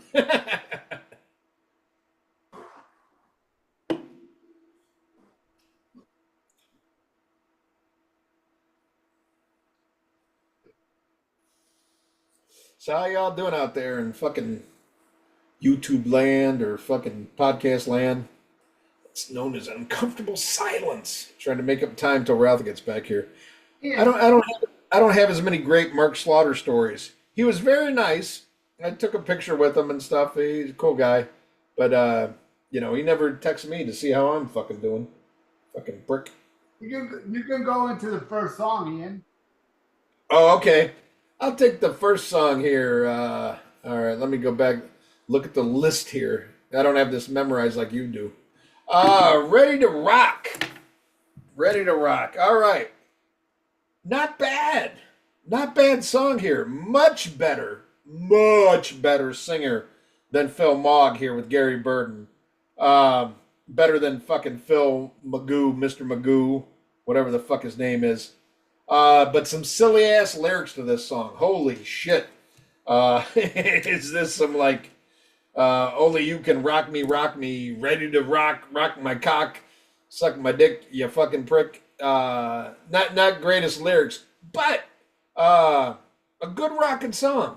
Not bad, not bad. This is like, if I'm thinking back to like, early 80s fucking hard rock, not a bad song, man. I like it. I like it better than a lot of what I heard from UFO, but not on fucking Lights Out or Doctor Doctor, but better than shoot me, fucking suck me, fuck me, fucking love me kind of fucking garbage. Um, I dig it, and we'll wait till Ralph gets back. I'm Oh, here. there he is. What are you, blind? No, I had Wikipedia brought up. I didn't see the fucking split screen. What do you think of Ready to Rock? Man, this song rules. What a killer riff. A killer vocals from Gary Barton. Right out the gate, man. It's like, wow, I dig this thing. And I think it's a catchy, well-structured hard rock song. I absolutely love it. Right on. Then we go in Attack of the Mad Axemen, right? Yes. Classic, almost a funky riff. And Cozy, man. Who gives a fuck what Ian thinks? Cozy is killing it on this album and this song. Love is playing, and that amazing riff, in it that takes the song to this awesome hard rock level. The solo, forget it, man. I absolutely love. And I love when Gary does the falsetto too. That's another thing. I love this guy's falsetto. There's a song later in the album, he saves the song because of his falsetto, in my opinion. Without that falsetto, I think it would have been an average song, and he makes it great. But I'll talk about that when we get to it. But Attack of the Mad Axemen, another one he played that night I saw him. I believe it was the second song on the set list. Right out the gate, man. What a song. I love it. What do you think? Wow. Does this song fucking suck? This song will always remind me of my radio show. Because I'd get these. That sucked. What's that? That sucked too. I'd get requests, people to ask for a band that I wasn't well versed in, but I wanted to give you guys something like, hey, okay. I would go, I'd say, hey, play, this band or that band. And if it was a band I wasn't familiar with, I would just go through, I'd pick an odd album, and then I'd try to find a song title that appealed to me, and hey, roll the dice, see if I like it. One time in particular, it paid off in spades, and that was Y&T. I knew very little Y&T, and even less that I liked. And I played off of, I think it was Earthshaker. I played Dirty Girl. And to me, that's still the best Y&T song I've ever heard in my life. Fucking amazing. It didn't work out so well with this band because I picked this one. I'm like, oh, fucking Mad Axeman or whatever, the Diary of a fucking Madman Axeman, bark at the fucking, Hitler, whatever the fuck this shit is. Wow, does this song suck? Let me look at my notes here. Was expecting something great with this title. But what the fuck is this? Not a bad guitar player, but I don't think he's that great a fucking songwriter, And I think that's the problem with a lot of Michael Schenker shit. Like, you'll hear moments of, like, genius, but not a lot of, like, great, like, like, upper tier songs. But he's a good guitar player, but I can think of a lot better guitar players. But this song is, like, schizophrenic and all over the fucking place. It starts out one way, then it goes another direction, and none of it is like I see this title, I want like a vicious fucking rocker, and this is, I don't know, like it goes back and forth between Bad Queen and Bad Uriah Heep. Not a fan at all of this song, Attack of the Mad Axeman, my fucking ass. But then we go to On and On, and this is a song that made me say, hey, I need to check out more of this guy because this is the one I heard on Dee Snider's House of Hair a lot. I put Now this is classic. You know, even the silly monsters like harpsichord in the fucking song did not deter me from this. Um, you know, again, much better vocalist than Phil Mogg with Gary Barden or Burden, whatever the fuck. Uh, I love this one. I could listen to this over and over. The song goes on and on. I could listen to it over and over. Great fucking song. I think it's a classic.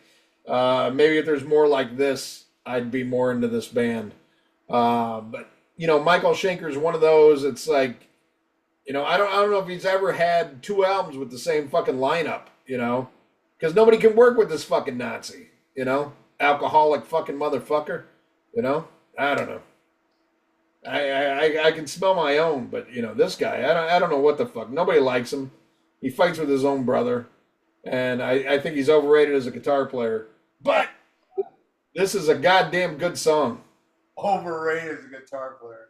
I think he is though. I hear good stuff from him. You don't realize, you don't notice the emotion that guy hits when he hits those strings. That sound. I mean, he's so unique, and I can understand. Look, I can't get into that emotional shit, but to say he's overrated is ridiculous, dude. Wait. I can say shit like, all right, I'll give you an example. I can't stand Bob Dylan, okay? But I don't think anybody wrote genius lyrics like Bob Dylan. I thought Bob Dylan was fucking genius. This guy's music doesn't make him overrated because I realize the guy's a genius or something. If you can't see the genius, but then again, you can't see the genius in Cozy Powell. You can't see the genius in Richie Blackmore. That is insane, dude, to say this guy's overrated and Cozy Powell's overrated. Look, I don't like Cozy Powell. I don't like Michael Schenker. I can accept that. But saying they're overrated is like either you're not paying attention or you're trying to be like Mark Allen Taylor and want to get charged. No, I'm definitely not trying to be like Mark Allen Taylor. I go to the dentist. No, I mean that's and even with Cozy Powell on this because you know I'm paying attention to the lineup now because you have Paul Raymond, who I talked about used to be in the vastly superior Savoy Brown. Then he joined UFO, and then he joined. I think both him and Cozy Powell joined for the tour for the first album, you know, and then stuck around for this album. I do not hear any drumming here that I couldn't hear on the fucking first Enough's Enough album. To me, it's Bobby Blotzerville. It's serviceable. It's not horrible drumming. It's not bad drumming, but to me, I don't hear like the praiseworthiness. But that's the thing, Ian. The man gets praised a lot, and there's a reason for that. I understand you don't get it. You don't get it. But the praise that man gets from, I'm not talking about fucking, you know, Guns N' Roses fans. I'm talking about hardcore. No. People that worship Rainbow Rising, the intro to Stargaze is one of the greatest drum performances of all time. The shit he does in The Light and the Black, the drumming on that, bro. How you can call that overrated is ridiculous. Okay, well, no, hold on here. I will say this. The best drumming I've ever heard, you know, and Grant, I haven't heard his solo records. I haven't heard every record he's played on. The greatest Cozy Powell drumming I've ever heard was on Rainbow Rising. I thought that was really good, but I've heard a lot of other shit that he does where I just don't hear anything that's special to me that deserves that kind of praise. But I'm the same way with Tommy. I mean, is there any rock band that you know of that people that is generally considered like praiseworthy that you don't get? You know, that you're like, I just don't hear it. That's how I am with him. I don't think he's a horrible drummer. I understand 100%. That, you know, doesn't do nothing for you. But to say it's overrated, you know, I'm just saying he's happy. Hey, if I was to say Dave Navarro is overrated, I'd be wrong. The guy's a great guitar player, but his music sucks. But he ain't overrated. I mean, I don't think he's overrated. He's a good guitar player. He's a great guitar player. And The drummer of Smashing Pumpkins. The, I don't Yeah. know if he's with them anymore. The original. Jimmy Chamberlain. Yeah. Great drummer. Horrible music. That guy's not overrated. I don't know. I'm just saying it's I love his drumming on Rainbow Rising. But on all the other records I've heard, I've just never heard like standout shit. But I'm the same way with Tommy Lee. I hear it all over his album. I hear Okay. it all over his fucking album. To me, it's no different than Bobby Black. I don't hear like any song where there's like, ooh, the drumming was a game changer on this song. Where I can say that on Rainbow Rising, I can say like, wow, that's some really intricate shit, But it's like everything else I've heard. I'm sorry, it's just, like fucking Headless Cross. Okay, but to me, it's not Bill Ward like changed. I will tell you, Headless Cross. I love the album. Don't get me wrong, but I don't think that's a good cozy performance on that album. I think he's amazing on Tear, but I don't think he's. I think the problem with Headless Cross to me was they put him too up front. Yes, he is very upfront in the mix, and it's a big sound. Yeah, and it sounds sterile to me. The songs are great, I don't. But I'm just talking about his performance. Yeah, not better. See, I don't know. I'd take Headless Cross every day of the week over fucking Tear. But I'm not talking about the song. I'm talking about right. No, I get it. But yeah, no, that's the thing. He is very in the mix because they're like, hey, we got Cozy Powell. Let's put that shit in the mix. Here, to everybody. Yeah. I don't think he's horrible. I don't think he's a horrible drummer. I just don't think he's, aside from Rainbow Rising, I don't think he's in the level that people hold him up to. To me, he's not a John Bonham. He's not a Bill Ward. He's not a Stuart Copeland. He's not a Neil Peart. That's fine. That's all I'm saying. I'm sure he was a nice guy. I just don't hear it. Yeah. Like people, It's just like the love Jane's addiction thing. Yeah. No, but like I don't understand it. I don't get it. I don't see what the big deal is. Right. And that's how I am with this guy. It's the same thing like that I understand. But I can't I just don't believe the overrated part, but the part of you not liking it, that's fine. Yeah. That's fine. But hey, I love On and On. What do you think? On and On to me is the greatest thing Michael Schenker's ever done. Oh, wow. Okay, this is the song. Okay. This is the song. It's better than any song that UFO's ever done. Wow. Definitely the best song on the album, obviously. Wow. Okay. And this is where I bring up the Partridge Family. Ruben Kincaid and this song. When you said, what was it? How did you describe it again? The Monsters theme or something like that? Yeah. To me, it's total Partridge Family. Come on, get happy. Got that total Partridge Family. But the thing is, when the Partridge Family incorporated that sound, they did it that sucked. Michael Schenker took that little fucking Partridge Family element and made it amazing. One of the greatest songs ever written, period. And this song, Ian, this is what kills me, was not played. Wow, they did not play this when you saw him at Schenker Fest? And it fucking broke my heart, man. Oh, that I would call bullshit on that. God damn.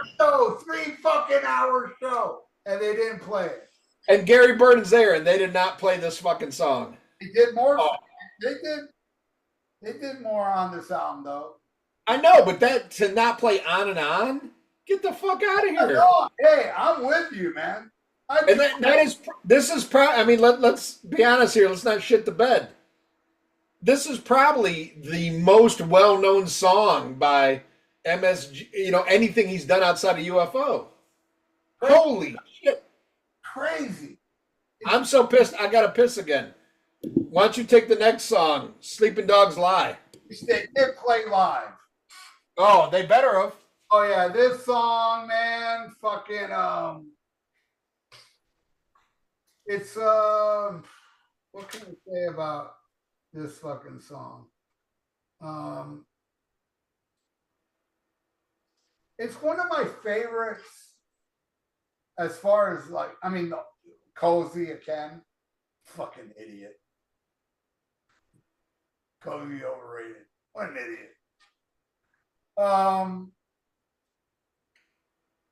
Yeah, the guitar playing on this song here is one of my favorite Michael Schenker solos. Again, Gary Borden's out of control, and it's just a great way to close side one. And yes, they played it that night, and I was very happy to hear this song because this may be probably my second favorite track on the album.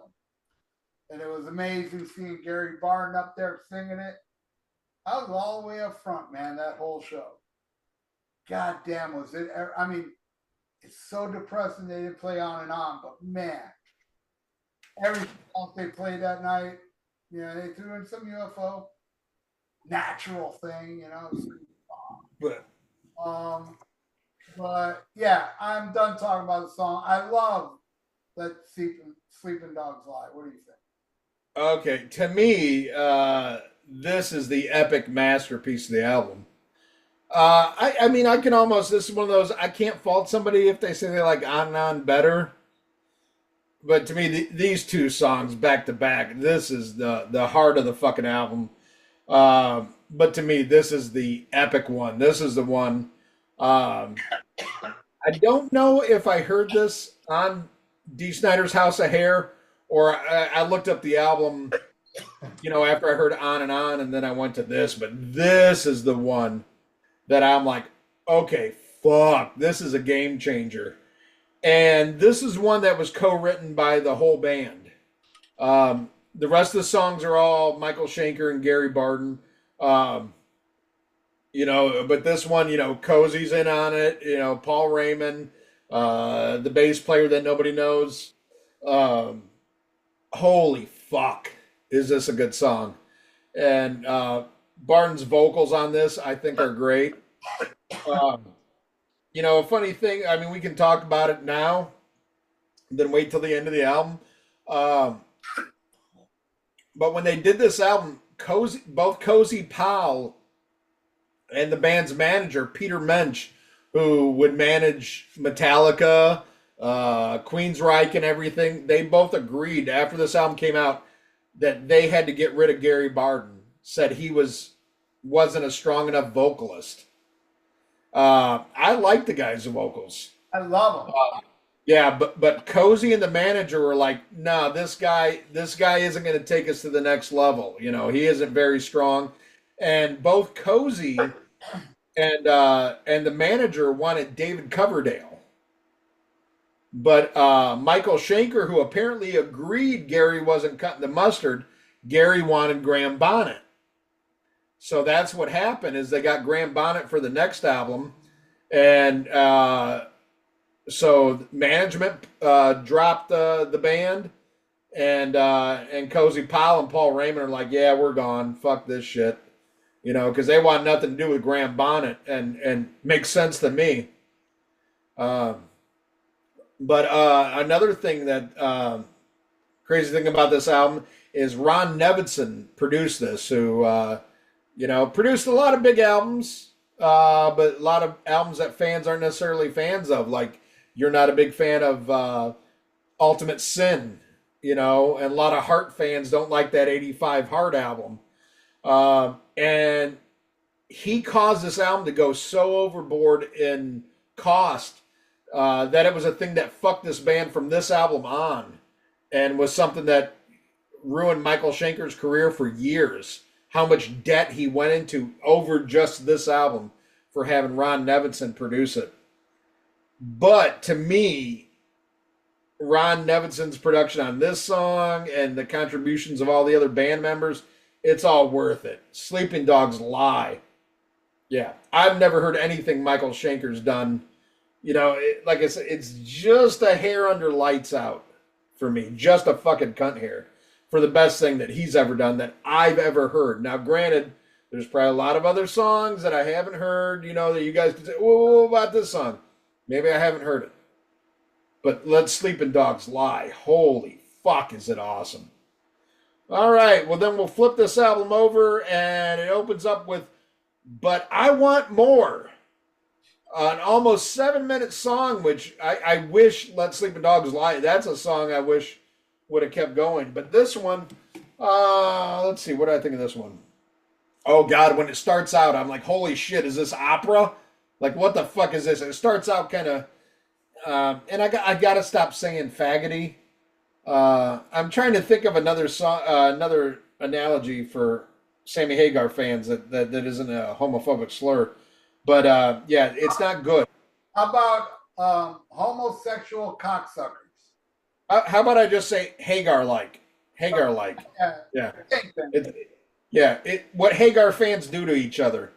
This song starts out with what Hagar fans do to each other, but then it kicks in. I'm like, okay, this is rocking now. I turned out to really fucking like this song, but yeah, I was scared at first, but it turned into a goddamn good song. What do you think of it, Ralph? Oh my God, the changes in this song when it picks up and Cozy's playing. This is one of my favorite Cozy tracks on the album. But it's awesome. I love how it's I just love, the beginning is, one song. It sounds like two different songs. Man, when it kicks in though, Yeah. when Schenker does that riff and Cozy comes in, fuck, that sells that song. Goes back to that calmness. It comes back, man. Fucking awesome tune. What's the next one? Never Trust a Stranger. Oh, This one. Okay, go ahead. I love it. This is a great ballad. Love, again, Gary Barton's voice and the shredding yet emotional notes Michael Schenker plays during this solo is amazing. Another song that reminds me of his soloing is so good in this song. Here's the song you hate, Love to Love. His soloing on that song is phenomenal. I do like the guitar solo on that song. I will admit that, but everything else about it I hate.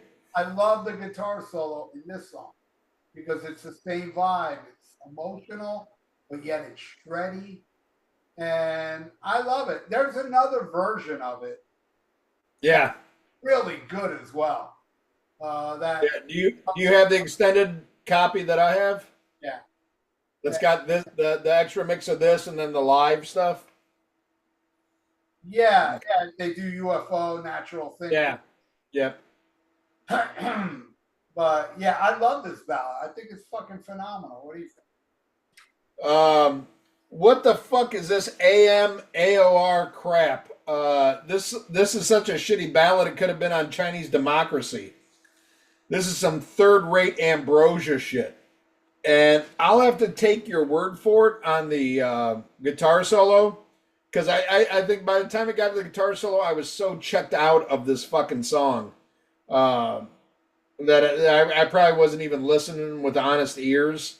And even on like repeat listenings, I listened to this album I think like 3.5 times.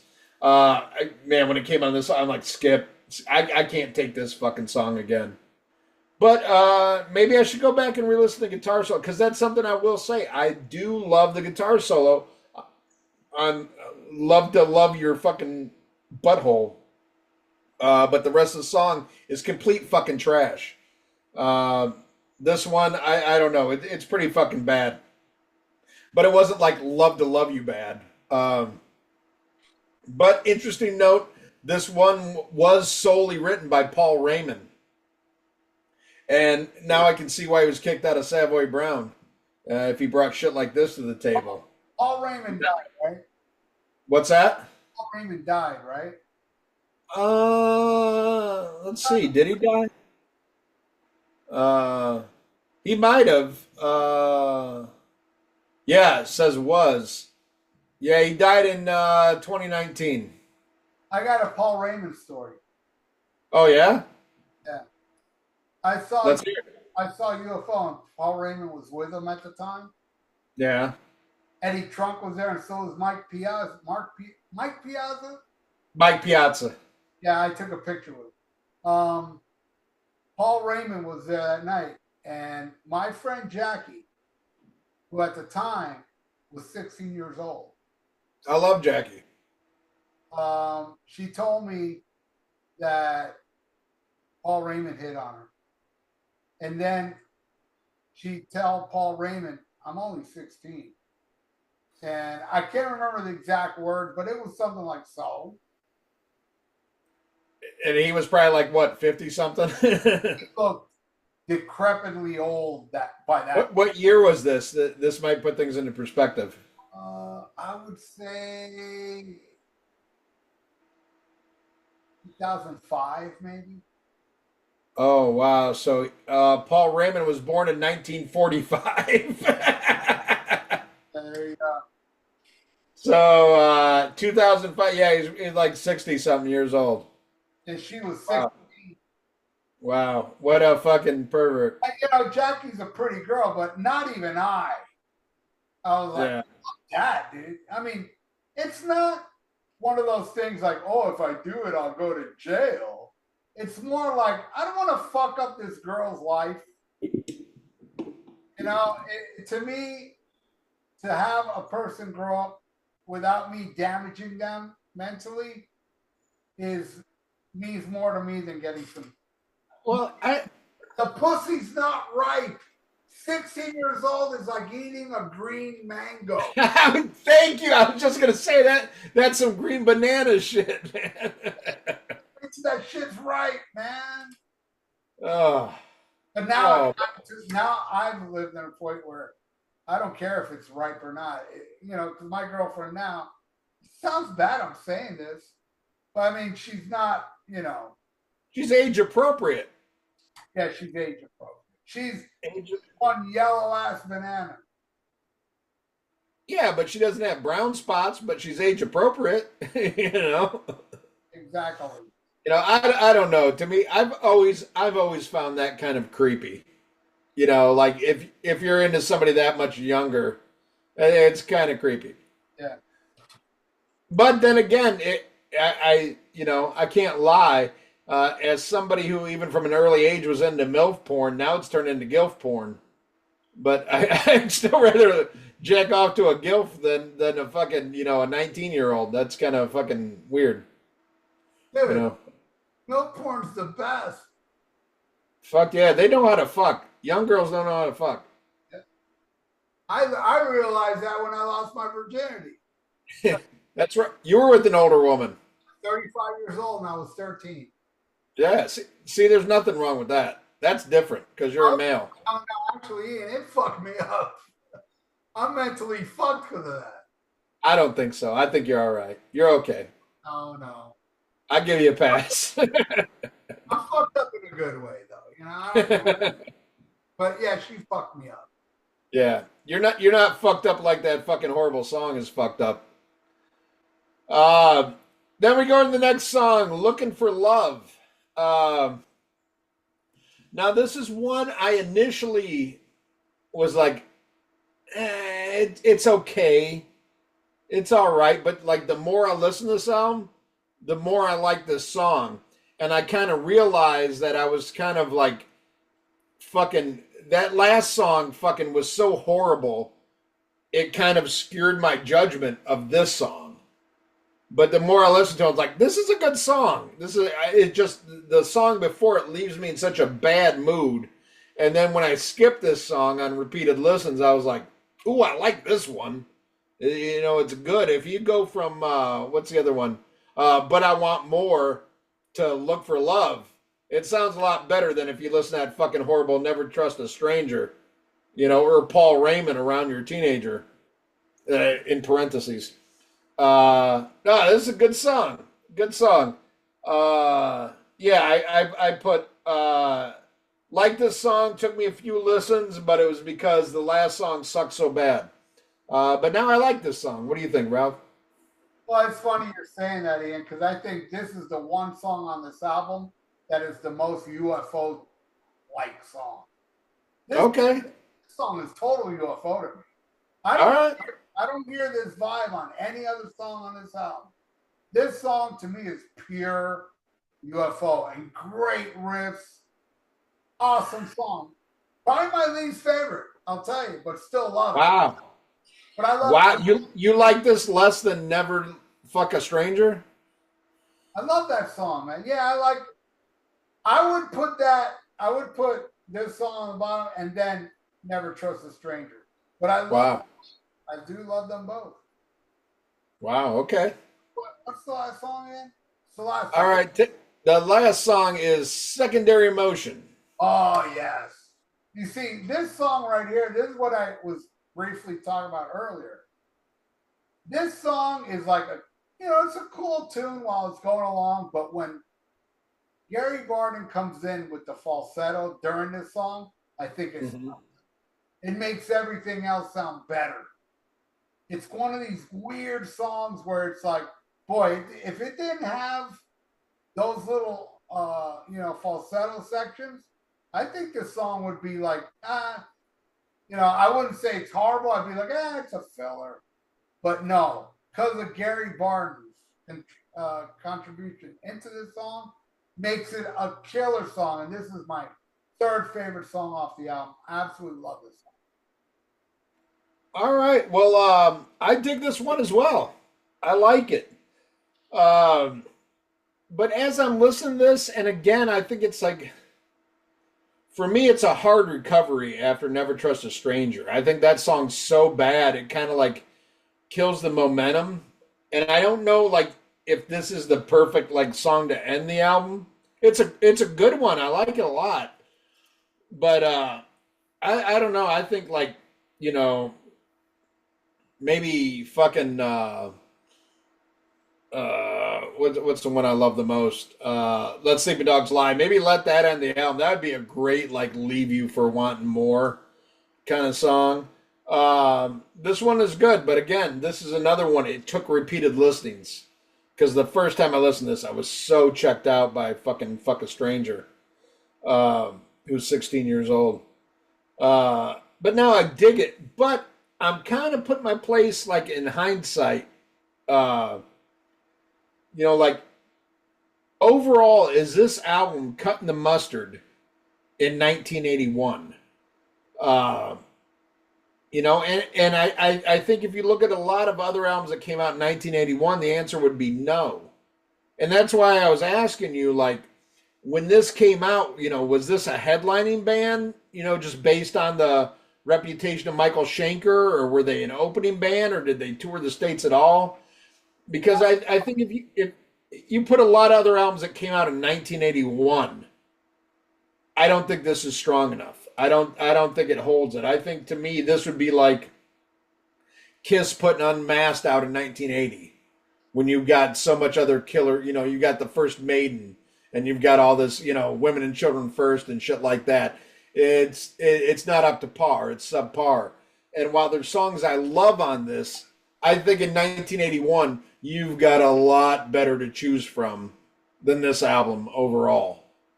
But again, it's the fucking mystery of Michael Schenker, and and even the people who are like, oh, UFO, you got to check out UFO, you got to check out UFO. It's always about Michael Schenker.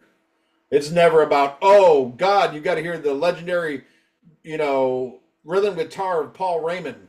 Oh, and I got to tell you, man, the Paul Chapman years were fucking awesome.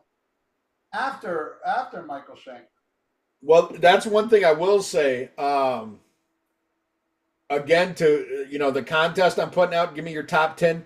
Don't put any fucking songs off that fucking shitty Mechanic album that we reviewed. That's the only UFO album we ever reviewed was Mechanic. And that shit was fucking horrible. The one with Paul Tonka Chapman on it. I didn't care. I like that album, but it's not their best.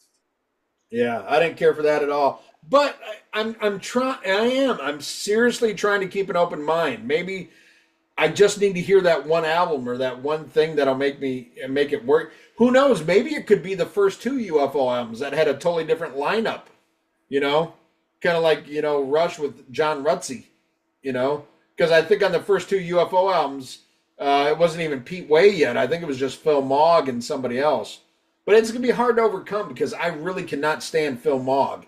and his lyrics are some of the worst I've ever heard in rock and roll. I mean, they are like Sammy Hagar level, horrible, fucking basic bitch lyrics. I mean, they're like Bret Michaels level lyrics. Uh, so I don't know. Maybe it's going to take some Michael Schenker like guitar genius to change my opinion. But I know I've listened to Lights Out, and man, other than the title track, I'm like, oh, what the fuck? Don't get it, you know. But it is what it is. But again, this album was released in 1980, produced by Ron Nevinson. You know, didn't go gold or platinum or anything like that. But the songs On and Let Sleeping Dogs Lie alone, those are, you know, considered legendary tracks. And I get it. I love them both. They're great. The rest, I mean, there's songs on this album that I like. You know, a couple songs I hate. But I just don't see it on a level as like so many other legendary 1981 albums. But I'm cool about that. I'm glad I picked this album.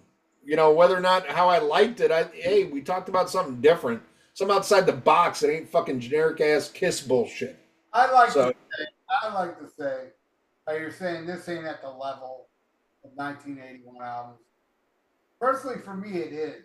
But you got, now everybody looks back at, oh, Fire Down Under, Riot, oh, such a classic, which it is. But it didn't do shit back then either. You know, I saw them open for Rush on that tour. Right. Well, I mean, I think you could say it didn't do shit at the time of release, but I think you could say it holds up. Well, no, this Michael Schenker album's gotten much more love as the years gone by. But I'm just saying, at the time, 81, come on. We're talking about the infant days where it's, you know, Van Halen, Judas Priest. You know, they had a handful of huge bands. You know, and I remember at the time, Nazareth, who I saw at the time, was still an arena headlining band. Nazareth, on the strength of Love Hurts and Hair of the Dog. But bands that were up and coming, and I will say this may be a little controversial. I don't know if it is or not, but I think what hurt the Michael Schenker band is the name of the band. Really? I don't. MSG is cool. You call it MSG, but the Michael Schenker band, to me, sounds like the Jeff Healey band, or, you know, something that, you know what I'm saying? It's like, I don't think hard rock metal should be named after a guy, and it's this guy with his group. You know what I mean? Michael Schenker Group. You know, like Marino Mahogany Rush, that was cool. You know? Yeah, but I think MSG, you're right, MSG describes it better because it's like something you add to Chinese food that fills you up, but a half hour later you're still hungry. Yeah. You know, and that's how I am with a lot of this shit. Couple good songs, but I want to hear something better a half hour later. Yeah, that's what Michael Schenker should have said. This band is called MSG. Not it's not Michael Schenker Group. We call it MSG after what the Chinese put in their food. You got a point. Like that. All right. Well, there you go. That's our review. And I was happy. Man, I threw this at Rally. Usually I throw out about like 2 or 3 titles, and he's like, no, get out of here. You got Dick on Your Breath. No, okay, we'll do that one. And he's like, okay, we'll do this one. So it was fun. I like doing something different, man. And there you go. And there's going to be somebody who listens to this album and fucking falls in love with them. And I think that's great, whether I like it or not, man. If we turned you on to something, that's what it's all about. But now we're going to go into Pick of the Week. And Ralph, do you have a Pick of the Week? Or do you want me to go? Actually, I don't, but I just thought of this. My Pick of the Week is going to be a random pick. Okay. So, all right. So it's the only time that it's okay to put Ian in front of Ralph. Pick of the Week. All right.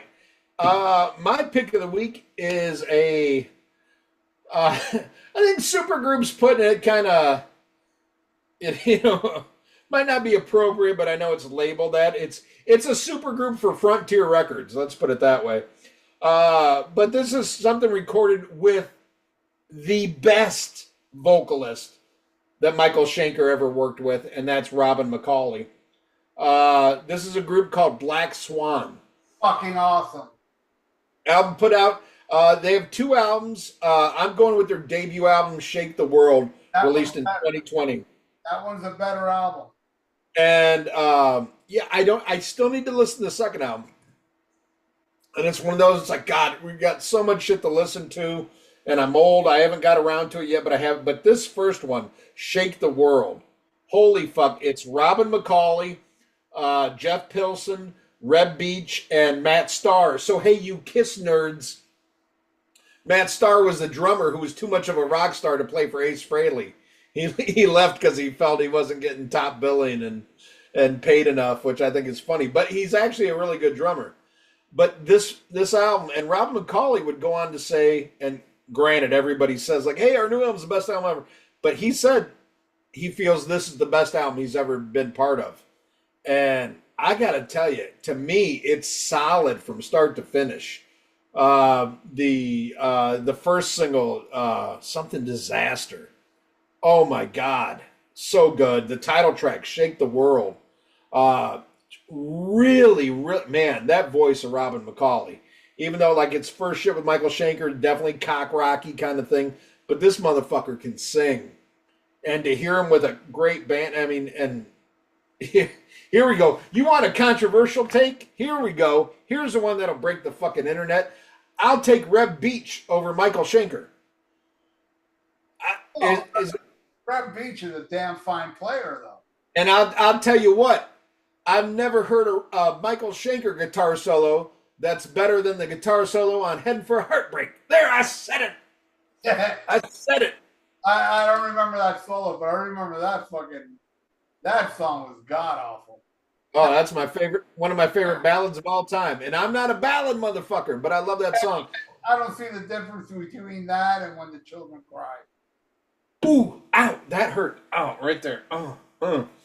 Ooh, When the Children Cry. That's horrible. That's some Hagar shit. That song like physically makes me ill. Like I hear the beginning of that and I'm like, hey, I want to regurgitate. White Lion sucks cock. Every White Lion released has ever sucked cock. Even like the first 2 when they was heavy suck cock. Actually, I did like the Fight to Survive. Oh, Vito Bratta sucks. I did like that album. It was good. Yeah. But I will say I like Vito Bratta better than when he changed his name and called himself Nuno Betancourt. You know, same fucking thing. Nuno Betancourt is an awesome guitar player. I hate his music. But that guy, there's a song, I don't know the name of the song, it's a New Extreme song. And it's a video where there's a bunch of lights above him. Dude, he does this guitar solo in that song.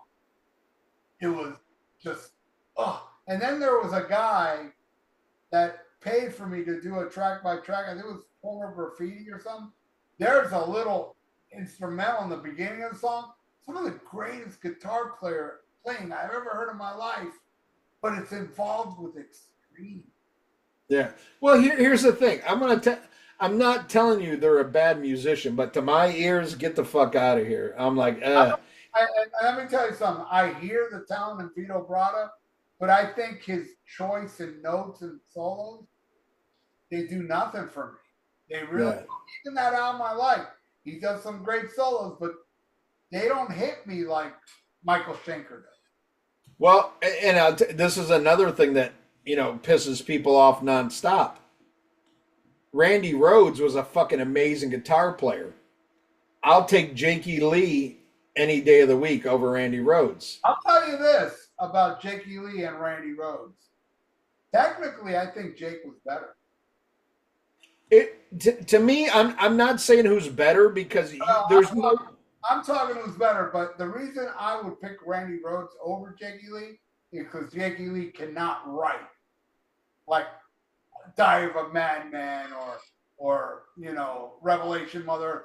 Those pieces that Randy Rhoads brought, no Ozzy guitarists can come close to writing like Randy. But you listen to shit like Bark at the Moon, that last solo on it. I don't think Randy can do that. I don't think Randy can stretch his fingers like Jakey Lee. And to me, Jakey Lee's best playing is on the two Badlands album. I agree. I love Ozzy blows it away. I saw a funny post on Facebook today where this guy said Winter Calls is one of the worst fucking songs he's ever heard in his life, and like who could write a song and play like that? It's so terrible. I'm like, what? That's a beautiful song. Yeah. But I saw Jakey Lee interview. Yeah. By the way, Jakey Lee does the greatest interviews. Yeah. That guy's so honest and so killer. But he said that when he joined Ozzy, they did Bark at the Moon, that Ozzy was so worried about Jakey Lee, like, oh, the fans ain't gonna like him because he's not Randy, that he turned down the mix of his guitar. And you know what? After he said that, you know me, I'm bad at production. Right. Bark at the Moon, his guitar is buried throughout that whole album. It's not so upfront as Randy Rhoads and Zakk Wylde, because Zakk Wylde's very upfront on No Prayer, No Rest for the Wicked. But Jake was buried. He's not that buried on Ultimate Sin. Yeah. And you know how much I hate that fucking album, but that song Never, which that sucks. But Jakey's playing on Never. Oh, I love that song. That may be the best guitar playing he's ever done in Ozzy. Is in that deep track and another deep track, Waiting for Darkness. What he does on those two. Oh, yeah. Fucking A. Jakey Lee is amazing. Definitely my second favorite. But the only reason I put Randy above him is because Jake did not have the writing skills Randy had, in my opinion. I don't think any, not only Ozzy albums, I don't think any album in the 80s, except for the Merciful Fate EP, Melissa, and Don't Break the Oath. Those are the only three I would put up with Diary of a Madman. I don't think any album out of those four albums were in the 80s can match those four albums. Well, I mean, obviously, we disagree, but I mean, I will say that, you know, I respect the shit out of Randy, and I know, man, I take a lot for people who listen to, we did a combo episode very early on, and I was so wasted when we talked about Blizzard and Diary, you know, and I went up and singing like, fuck D and fuck a song about your mother, and I feel bad about saying that now, I honestly do. But it's just a matter of taste. I respect the shit out of Randy. I just prefer Jake's playing, you know, and that's the kind of thing like I was thinking about as I was listening to this album, and I'm thinking, okay, 1981, this guy is a guitar god, but to my ears, and this is just to my ears, I'm sorry, to me, Michael Schenker is not on the same level as Jakey Lee, George Lynch, or Warren DeMartini. And that's to my ears. It's the taste that I have in guitar. Okay, I prefer Jakey Lee to Randy Rhoads, but I know Randy Rhoads is incredible. I know what he does is great, but what would I rather listen to? It's not it's just the type of guitar playing that I like. There's a million guitar players that Randy Rhoads would probably say, you know, like he'd probably say like Al Di Meola is better than me, but I would rather listen to Randy Rhoads than Al Di Meola. You know what I mean? It's just what you like in guitar playing. But I respect the craftsmanship. And I do respect that in Michael Schenker. But to me, he's got some great solos. But I don't think, like what you said about Jake versus Randy, I don't think Michael Schenker is that great at writing a song. I think he's great at doing a solo. But if you look at like what's considered as the greatest songs, there was a lot of, you know, other cooks in the kitchen who helped that shit. You know, but where other guitar players, I feel like they don't need any help in the kitchen. They can do it by themselves, you know, and sometimes it's more than just the solo. It's everything that leads up to it. And that's what I love about my holy trinity of the '80s of Lynch, DeMartini, and Jakey Lee. I just think that everything they touched, was like wow. It's not just the solo; it's the bridge, everything that leads up to it, the chorus. Just fun. what I said about Jakey Lee and Randy Rhoads. Like Randy Rhoads is far superior as a songwriter. I think that Jakey Lee is a far superior songwriter than DeMartini, and George Lynch. The only one thing I will put DeMartini above Jake is that Jake never wrote a riff like "Lay It Down." Yeah. Probably the greatest riff ever, excluding because it's night and day with Tony Iommi riffs. But right. More like a Sunny riff. That's the greatest riff ever written. "Lay It Down." Yeah. No, it's phenomenal. But to me, it's one of those things like the great thing about, the three that I named, when you hear them, it's them right away. When I hear Michael Schenker, I know it's him. Yeah, see, I don't. And another thing, I don't know, what you feel about the album. But in my opinion, the greatest Scorpions album is with Michael Schenker. His work on Another Piece of Meat, Coast to Coast, Can't Get Enough. I mean, he rips on that fucking album.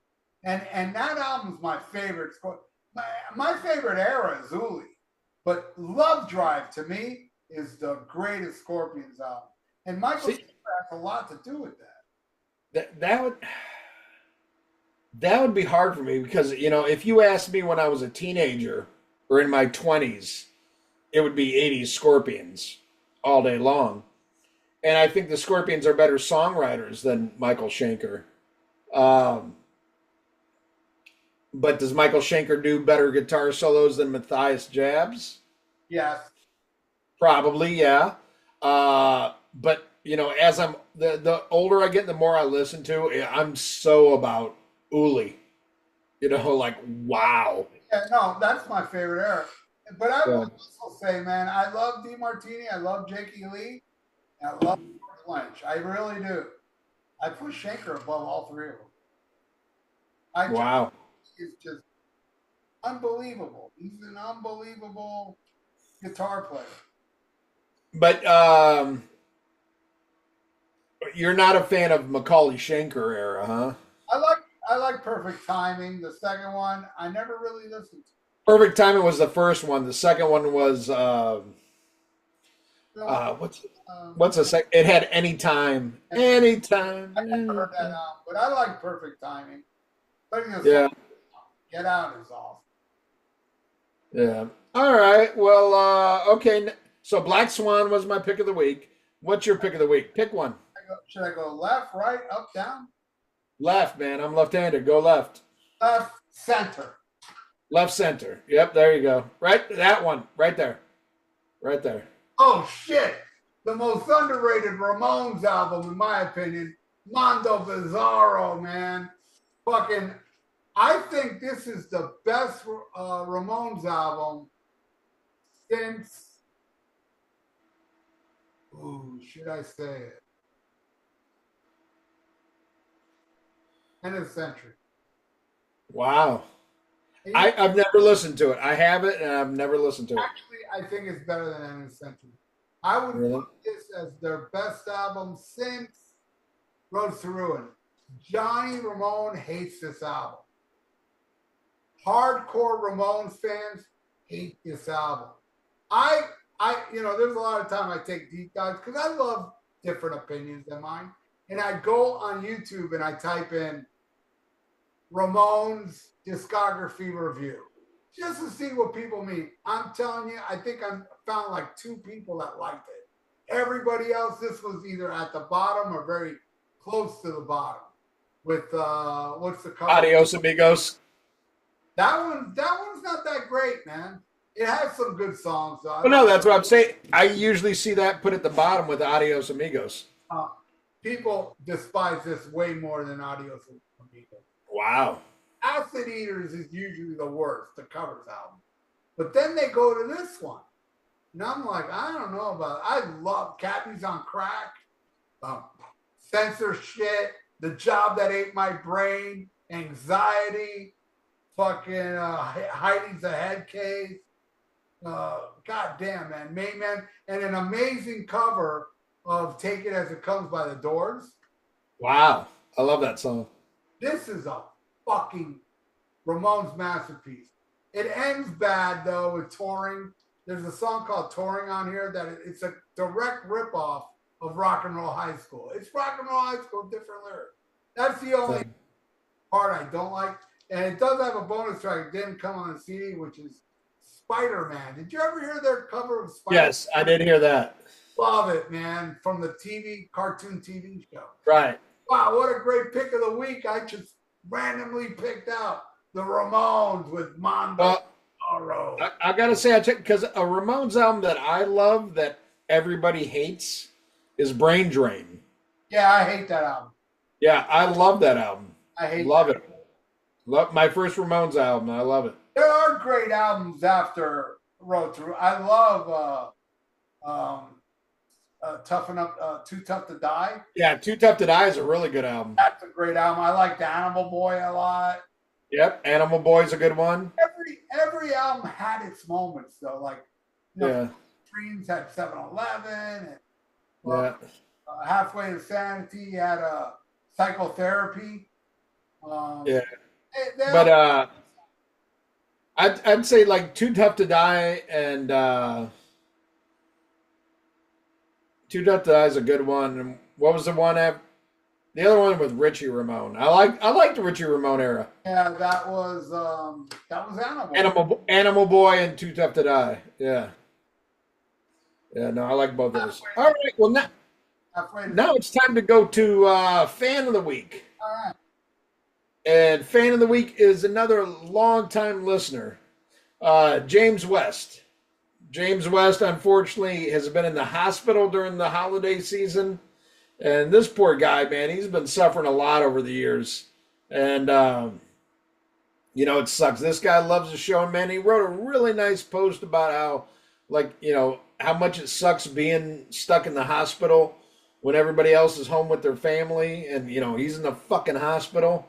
But he said something that made it better was listen to the Rock and Metal Combat podcast. And that's, holy shit, that we can make any of that better, make you laugh, while you're enduring all this bullshit, it is awesome. And we love you. He always shares the shows and always, for years, been a fan of the show, sharing the show, talking it up.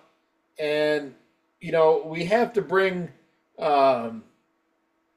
his ailment, we have to bring that up too. And the dangers that are out there, for young listeners. And for those of you who don't know, James West, when he was a young teenager, 1986, he listened to Van Hagar. Oh, no. Yeah, and it fucked him up big time. He's been in and out of a hospital ever since he heard Why Can't This Be Love? And then he heard Dreams and almost died. And they've been trying to find a cure for it ever since. So, you see shit on the internet, you talk about gateway drugs. Don't listen to Sammy Hagar because that shit could fucking, and he didn't do it by choice. He was just hanging out with some kids who listened to that shit. And, he's still dealing with the repercussions. Stay away from that shit. It will make you kiss other men on the piss slit. It's fucking, and then you get like an infection.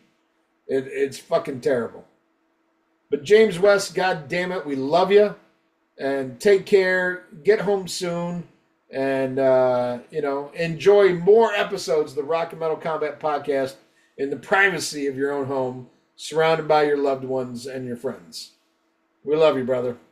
Yeah, I love James. He's also a big supporter of my YouTube channel. He's always leaving comments and sharing my videos and stuff. And yeah, he's like what I was saying earlier with Samuel Wetz. He's in that category.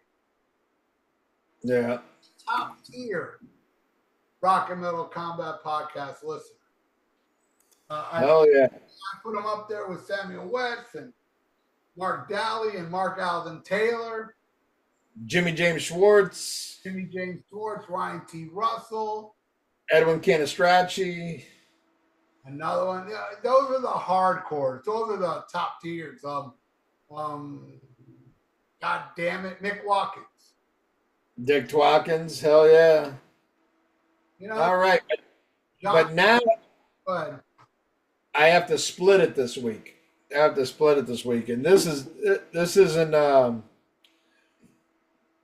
isn't by choice. This is out of necessity. I told you before we started this episode, I got a lot of threats after our last episode. Something I haven't dealt with a lot. You know, I've got like, oh, Godzilla sucks, or he likes some gay shit, you know, stuff like that. You know, I've dealt with they are right there. You know, I mean, come on. Right. But this was fucking brutal. So I'm gonna fucking give this guy a shout out so he fucking just leaves me alone. This one's going out to Man a Warrior. That's his name. Yeah, Man a Warrior. Did you see this thing on the YouTube? Fucking on YouTube, I missed it. Oh my fucking God. This guy, he was like, fuck you. I mean, I don't know if I can bring it up right now, but basically he's like, fuck you, fat ass. And he's like, you listen to gay shit like The Cure and fucking Prince, and you make fun of fucking Manowar, you know, like, how dare you? And he's like, how would you like it if I showed up your door and put your dick right in my fucking mouth, motherfucker? How would you like it if I just sucked your fucking cock till you fucking came in my fucking mouth? You know, and then I just pulled your cock out of my mouth and I stuck it up against my fucking butthole and fucking just kept backing up and backing up and backing up into your fucking fat cock. How would you like that, you son of a bitch? And he's like, you know, and you better give a goddamn good review to the new Manowar album that's called The Sweat Off of Conan's Balls Tastes Good on My Lips. Acoustic, re-recorded. You know, and I'm like, hey, man, fucking calm down. By the way, it sucks. I love the electric version of whatever you say. Fucking cock. You know, I mean, that was the most brutal one, but that wasn't the only one. I got another one. You know, basically it's kind of the same thing, like making fun of my taste and shit. You know, he's like, yeah, you know, you can make fun of like the newer version of fucking Manowar, the pedophile shit, but he's like, how dare you make fun of like 80s fucking Manowar is so much better than all the shit you listen to. And that was from, what's the guy's name? Ross, the assistant manager at Pet Boys. You know, so I don't know, maybe he's vested, but you know, hey, sorry to all you Manowar fans. You know, whatever, you know, sorry. You know what's really funny about that, Ian? What's that? Of course, it's fictitious what you're saying, but somebody really got upset with me bashing on The Cure. That was real life. Hey, no, this is real. I think it's funny that this so close to this. No, you know. It's not real, though. I will admit, Man of Warriors would be stupid like that. I'm not Man of War fans. But you there see, may be that's the thing. That's the difference between me and many people.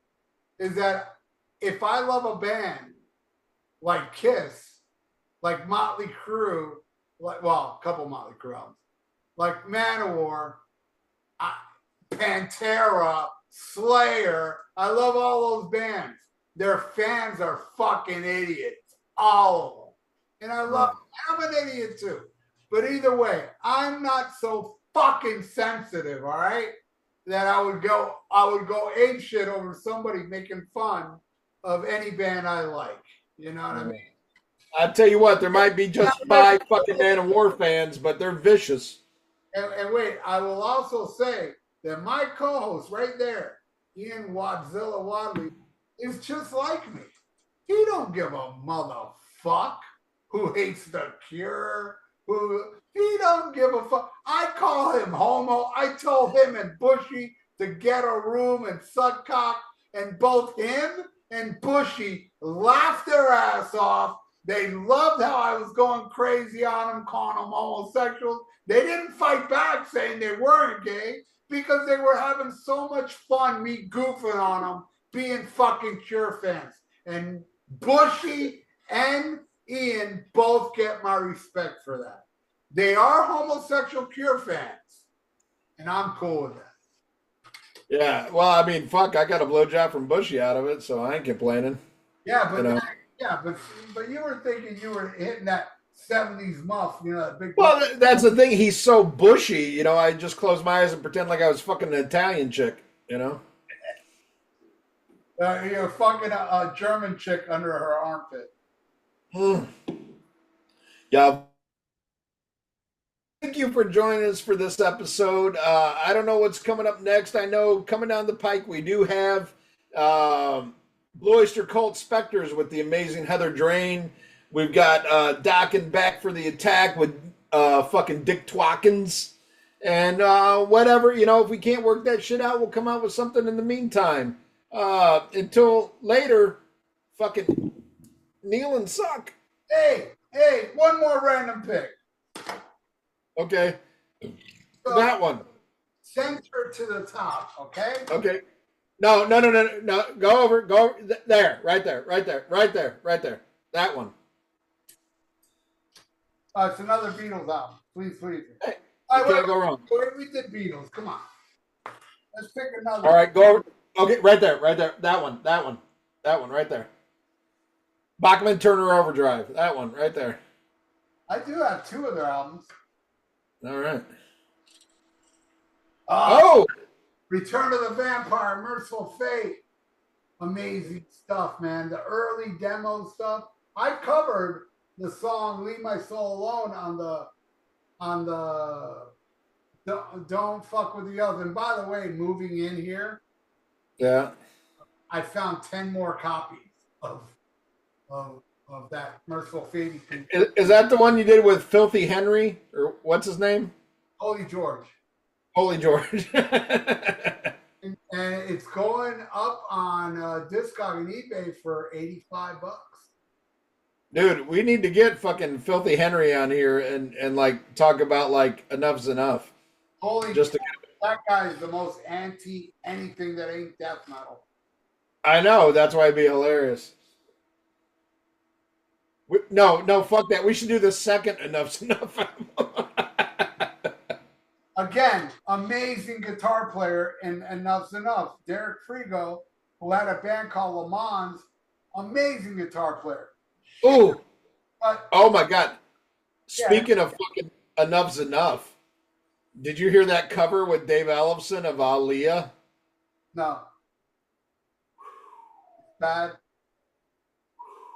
Dave Ellefson with Enough's Enough? It was Dave Ellefson on bass, Chips Enough on vocals, and I think like 3 other Z-list musicians, no offense, whoever they are, but they did a cover of Donnie Iris's Aaliyah. And yeah, not good.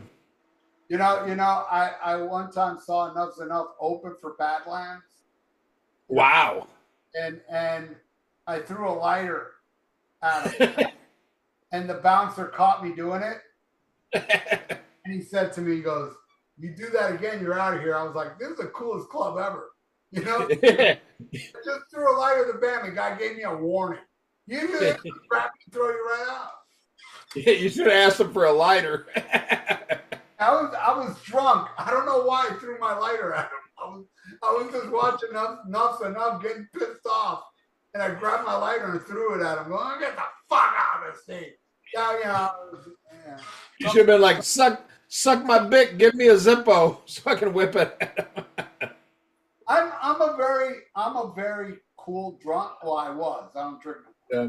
But I was a very mellow, cool drunk. It was a really, but man, you play bad music around me, I become a complete cocksucker.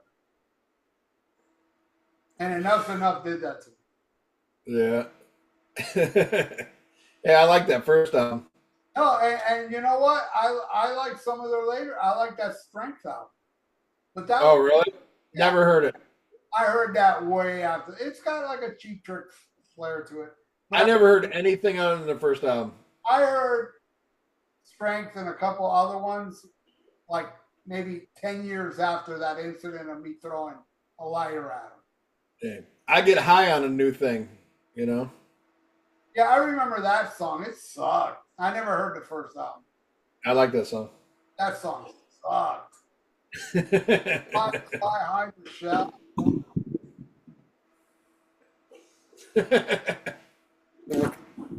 I mean, why do you make fun of Manowar and then bring up the fact you like Enough's Enough?